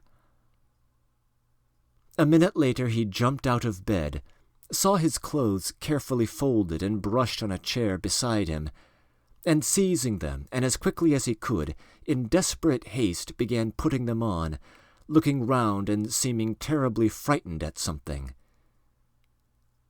On another chair close by lay his greatcoat and fur cap, and his yellow gloves were in his cap. He meant to steal away secretly. But suddenly the door opened, and the elder Madame Pseldonimov walked in with an earthenware jug and basin. A towel was hanging over her shoulder. She set down the jug, and without further conversation told him that he must wash. "Come, my good sir, wash. You can't go without washing." And at that instant Ivan Ilyich recognized that if there was one being in the whole world whom he need not fear, and before whom he need not feel ashamed, it was that old lady. He washed. And long afterwards, at painful moments of his life, he recalled among other pangs of remorse all the circumstances of that waking, and that earthenware basin, and the china jug filled with cold water in which there were still floating icicles, and the oval cake of soap at 15 kopecks in pink paper with letters embossed on it, evidently bought for the bridal pair, though it fell to Ivan Ilyich to use it, and the old lady with the linen towel over her left shoulder. The cold water refreshed him. He dried his face, and without even thanking his sister of mercy, he snatched up his hat, flung over his shoulders the coat handed to him by Pseldonimov, and crossing the passage and the kitchen where the cat was already mewing, and the cook sitting up in her bed staring after him with greedy curiosity, ran out into the yard, into the street, and threw himself into the first sledge he came across. It was a frosty morning. A chilly yellow fog still hid the house and everything. Ivan Ilyich turned up his collar. He thought that everyone was looking at him, that they were all recognizing him. All. For 8 days he did not leave the house or show himself at the office. He was ill, wretchedly ill, but more morally than physically. He lived through a perfect hell in those days, and they must have been reckoned to his account in the other world. There were moments when he thought of becoming a monk and entering the monastery. There really were. His imagination, indeed, took special excursions during that period. He pictured subdued subterranean singing, an open coffin, living in a solitary cell, forests and caves. But when he came to himself, he recognized almost at once that all this was dreadful nonsense and exaggeration, and was ashamed of this nonsense. Then began attacks of moral agony on the theme of his existence manquée. Then shame flamed up again in his soul, took complete possession of him at once, consumed him like fire, and reopened his wounds. He shuddered as pictures of all sorts rose before his mind. What would people say about him? What would they think when he walked into his office? What a whisper would dog his steps for a whole year, 10 years, his whole life. His story would go down to posterity. He sometimes fell into such dejection that he was ready to go straight off to Semyon Ivanovitch and ask for his forgiveness and friendship. He did not even justify himself. There was no limit to his blame of himself. He could find no extenuating circumstances and was ashamed of trying to. He had thoughts, too, of resigning his post at once and devoting himself to human happiness as a simple citizen, in solitude. In any case, he would have completely to change his whole circle of acquaintances, and so thoroughly as to eradicate all memory of himself. Then the thought occurred to him that this, too, was nonsense, and that if he adopted greater severity with his subordinates it might all be set right. Then he began to feel hope and courage again. At last, at the expiration of 8 days of hesitation and agonies, he felt that he could not endure to be in uncertainty any longer, and en bon matin he made up his mind to go to the office. He had pictured 1,000 times over his return to the office as he sat at home in misery. With horror and conviction he told himself that he would certainly hear behind him an ambiguous whisper, would see ambiguous faces, would intercept ominous smiles. What was his surprise when nothing of the sort happened? He was greeted with respect. He was met with bows. Everyone was grave. Everyone was busy. His heart was filled with joy as he made his way to his own room. He set to work at once with the utmost gravity. He listened to some reports and explanations, settled doubtful points. He felt as though he had never explained knotty points and given his decisions so intelligently, so judiciously as that morning. He saw that they were satisfied with him, that they respected him, that he was treated with respect. The most thin-skinned sensitiveness could not have discovered anything. At last Akim Petrovitch made his appearance with some document. The sight of him sent a stab to Ivan Ilyitch's heart, but only for an instant. He went into the business with Akim Petrovitch, talked with dignity, explained things, and showed him what was to be done. The only thing he noticed was that he avoided looking at Akim Petrovitch for any length of time, or rather Akim Petrovitch seemed afraid of catching his eye. But at last Akim Petrovitch had finished and began to collect his papers. "And there is one other matter," he began as dryly as he could. "The clerk Pseldonimov's petition to be transferred to another department. His Excellency Semyon Ivanovitch Shipelenko has promised him a post. He begs your gracious assent, Your Excellency." "Oh, so he is being transferred," said Ivan Ilyitch, and he felt as though a heavy weight had rolled off his heart. He glanced at Akim Petrovitch, and at that instant their eyes met. "Certainly, for my part, I will use," answered Ivan Ilyitch. "I am ready." Akim Petrovitch evidently wanted to slip away as quickly as he could. But in a rush of generous feeling, Ivan Ilyitch determined to speak out. Apparently some inspiration had come to him again.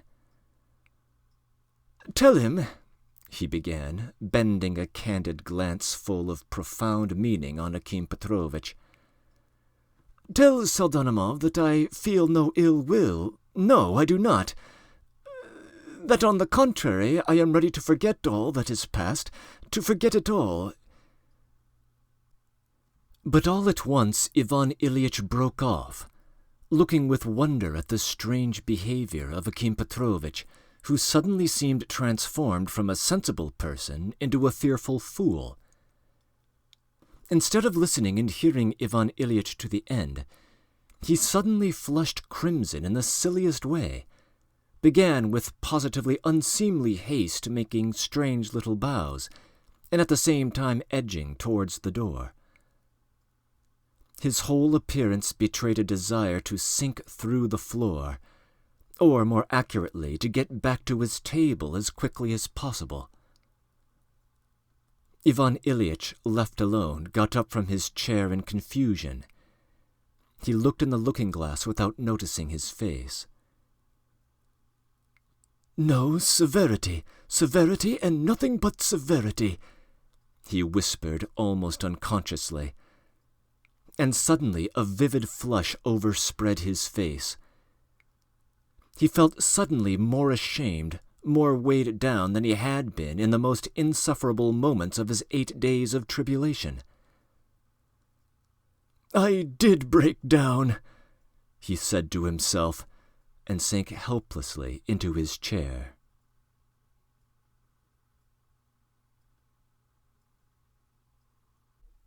This concludes An Unpleasant Predicament. In what follows, I will offer a few closing comments on the story. The story, of course, involves outrageous comedic farce, but it seems that there is rather more going on in these pages. And perhaps the first thing to observe in this regard is the final sentence. As he is left alone in his office, Ivan Ilyich recognizes that he did break down. A confession that harkens back to the beginning of the story, where the stately Stepan Nikiforovich defends his resistance to the upcoming social reforms with the prophecy, "We should break down." What did Stepan Nikiforovich mean by this, and in what way is the story a vindication of his statement? These are the central questions that I wish to pursue. On the one hand, we must address these questions politically, for the original context of the statement is a political dispute, and there's no question that there is a political backdrop to the story. Now, Stepan Nikiforovich says what he does in defense of the conservative status quo against social reforms that would liberate the peasant class from serfdom.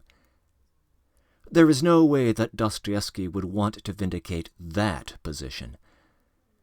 He had been a radical opponent of serfdom in his youth, and by the time of writing, after the emancipation had already taken place, he had been public in his defense of other reforms on behalf of the peasant class. But the reforms would mean the rearranging of social rules and relations, and changing the customs that had been the order of things for generations. No society can withstand such changes without throwing affairs into turmoil, perhaps for the peasant class itself, but especially, in the mind of Stepan Nikiforovich, for the ruling class as well. This is the turmoil into which Ivan Ilyich thrusts himself so naively, with disastrous results. And so in this sense, Stepan Nikiforovich's point becomes prophecy, tampering with social norms with the swaggering assumptions of the cultural elite causes immediate breakdown. By the time of writing, Dostoevsky had already gone public with The House of the Dead, in which he emphatically insists that those of the upper classes who had only a passing acquaintance with the Russian peasant could never hope to understand him. The author, by contrast, had lived cheek by jowl with peasants for 4 years in Siberia and had made them a special object of study. No peasants appear in An Unpleasant Predicament, but we can sense a similar theme. There is enough of a gulf between the upper and lower classes that the pretensions of the former to understand the latter are often unwarranted. There is more going on politically as well. The term reactionary is used as a pejorative multiple times in the text. Once in the mind of Ivan Ilyich in reference to his 2 colleagues, and later twice by the contributor to the Firebrand in reference to Ivan Ilyich himself. In no case does the accusation cast the accuser himself in a good light. In each case, the accuser seems to be attempting to gain status by climbing the liberal hierarchy over another, whom he can categorize as politically regressive. Ivan Ilyich, despite his best efforts, is clearly not progressive enough for his young enemy, and at least some of the criticisms that are hurled his way strike close to home. We are invited to wonder, however, whether there really is such a thing as being progressive enough, or whether progressivism is as much a fashion as it is a real help to flesh-and-blood people. We must remember that in the final scene, we discover that the real help to Pseldonimov comes from Semyon Ivanovitch, the gentleman rival of our protagonist. It is Semyon Ivanovitch who offers Pseldonimov a place in his department, thus saving him the misery of having to work under the man who ruined his wedding night. This, of course, is the final step that completes the defeat of our hero. With apologies, Ivan Ilyich might vaguely remind us of the privileged Ivy League progressive who pursues policies that cause net harm for the classes he attempts to help. The sort of person Jason Riley addresses in his book, Please Stop Helping Us. But there is another layer to Ivan Ilyich's breakdown. In the early stages, he twice offers a largely incoherent speech which he labels with the grandiloquent misnomer syllogism, once in the drawing room of Stepan Nikiforovitch and once in his imagination. In each case, he is talking about establishing trust across class boundaries, of winning a poor man over. And this theme is repeated again later with the notion of restoring a man to himself, or curing a man of his downtrodden, humiliated condition. Now, some of this language appears in an earlier work from one of Dostoevsky's 2 Siberian novellas, The Village of Stepanchikovo. In that novella, the young narrator begins with naive ideals like this one, and then casts them aside as he meets the villain of the story, whom he previously took to be a victim. The mature Dostoevsky recognized that real people do not always answer to the romantic notions of the literati's drawing room. The reality, of course, is that Ivan Ilyich, much like Ivan Karamazov from Dostoevsky's opus, has great love for humanity, but no love at all for his fellow man. And his love for humanity, that is, the abstraction of his imagination, is really love for himself. At no point does he ever think of what will actually help Pseldonimov. Even before the plot opens, he has forgotten to get a wedding gift for him, and of course he imposes himself horribly, drinks up his champagne, and so on. His only thought regarding his clerk is how to win the moment. This gap between his pretensions to benevolence and his actual selfishness is what is exposed so obviously before everyone present. The public revelation of his character is his greatest breakdown. The irony is that Pseldonimov really is a humiliated, downtrodden man. He should remind us of the terrified clerks that peppered the writings of Dostoevsky's early career, except here the agonies seem even greater. Not only must he endure poverty, but he must manage the outrages of Mlekapeteev, a wedding to a shrewish girl, a girl, in fact, who does not love him and would prefer to be with a young officer. And then he must face the horrible indignities of his wedding night, which would make any man cringe. Man's thirst for dignity is, of course, one of Dostoevsky's most prominent recurring themes, and it is not uncommon for him to portray its frustration in some of the most outrageous ways imaginable. Despite his lampooning of Ivan Ilyich, it is not as though he denies that a man can be restored to himself or become morally elevated. He writes on this theme in The House of the Dead, for instance. But Pseldonimov has absolutely no need of the stuff Pralinsky is offering, and perhaps the greatest indignity of all is to have someone else attempting to grant you the gift of personhood. Themes like these would pop up again in the next of Dostoevsky's fictional writings, one of the best he ever wrote.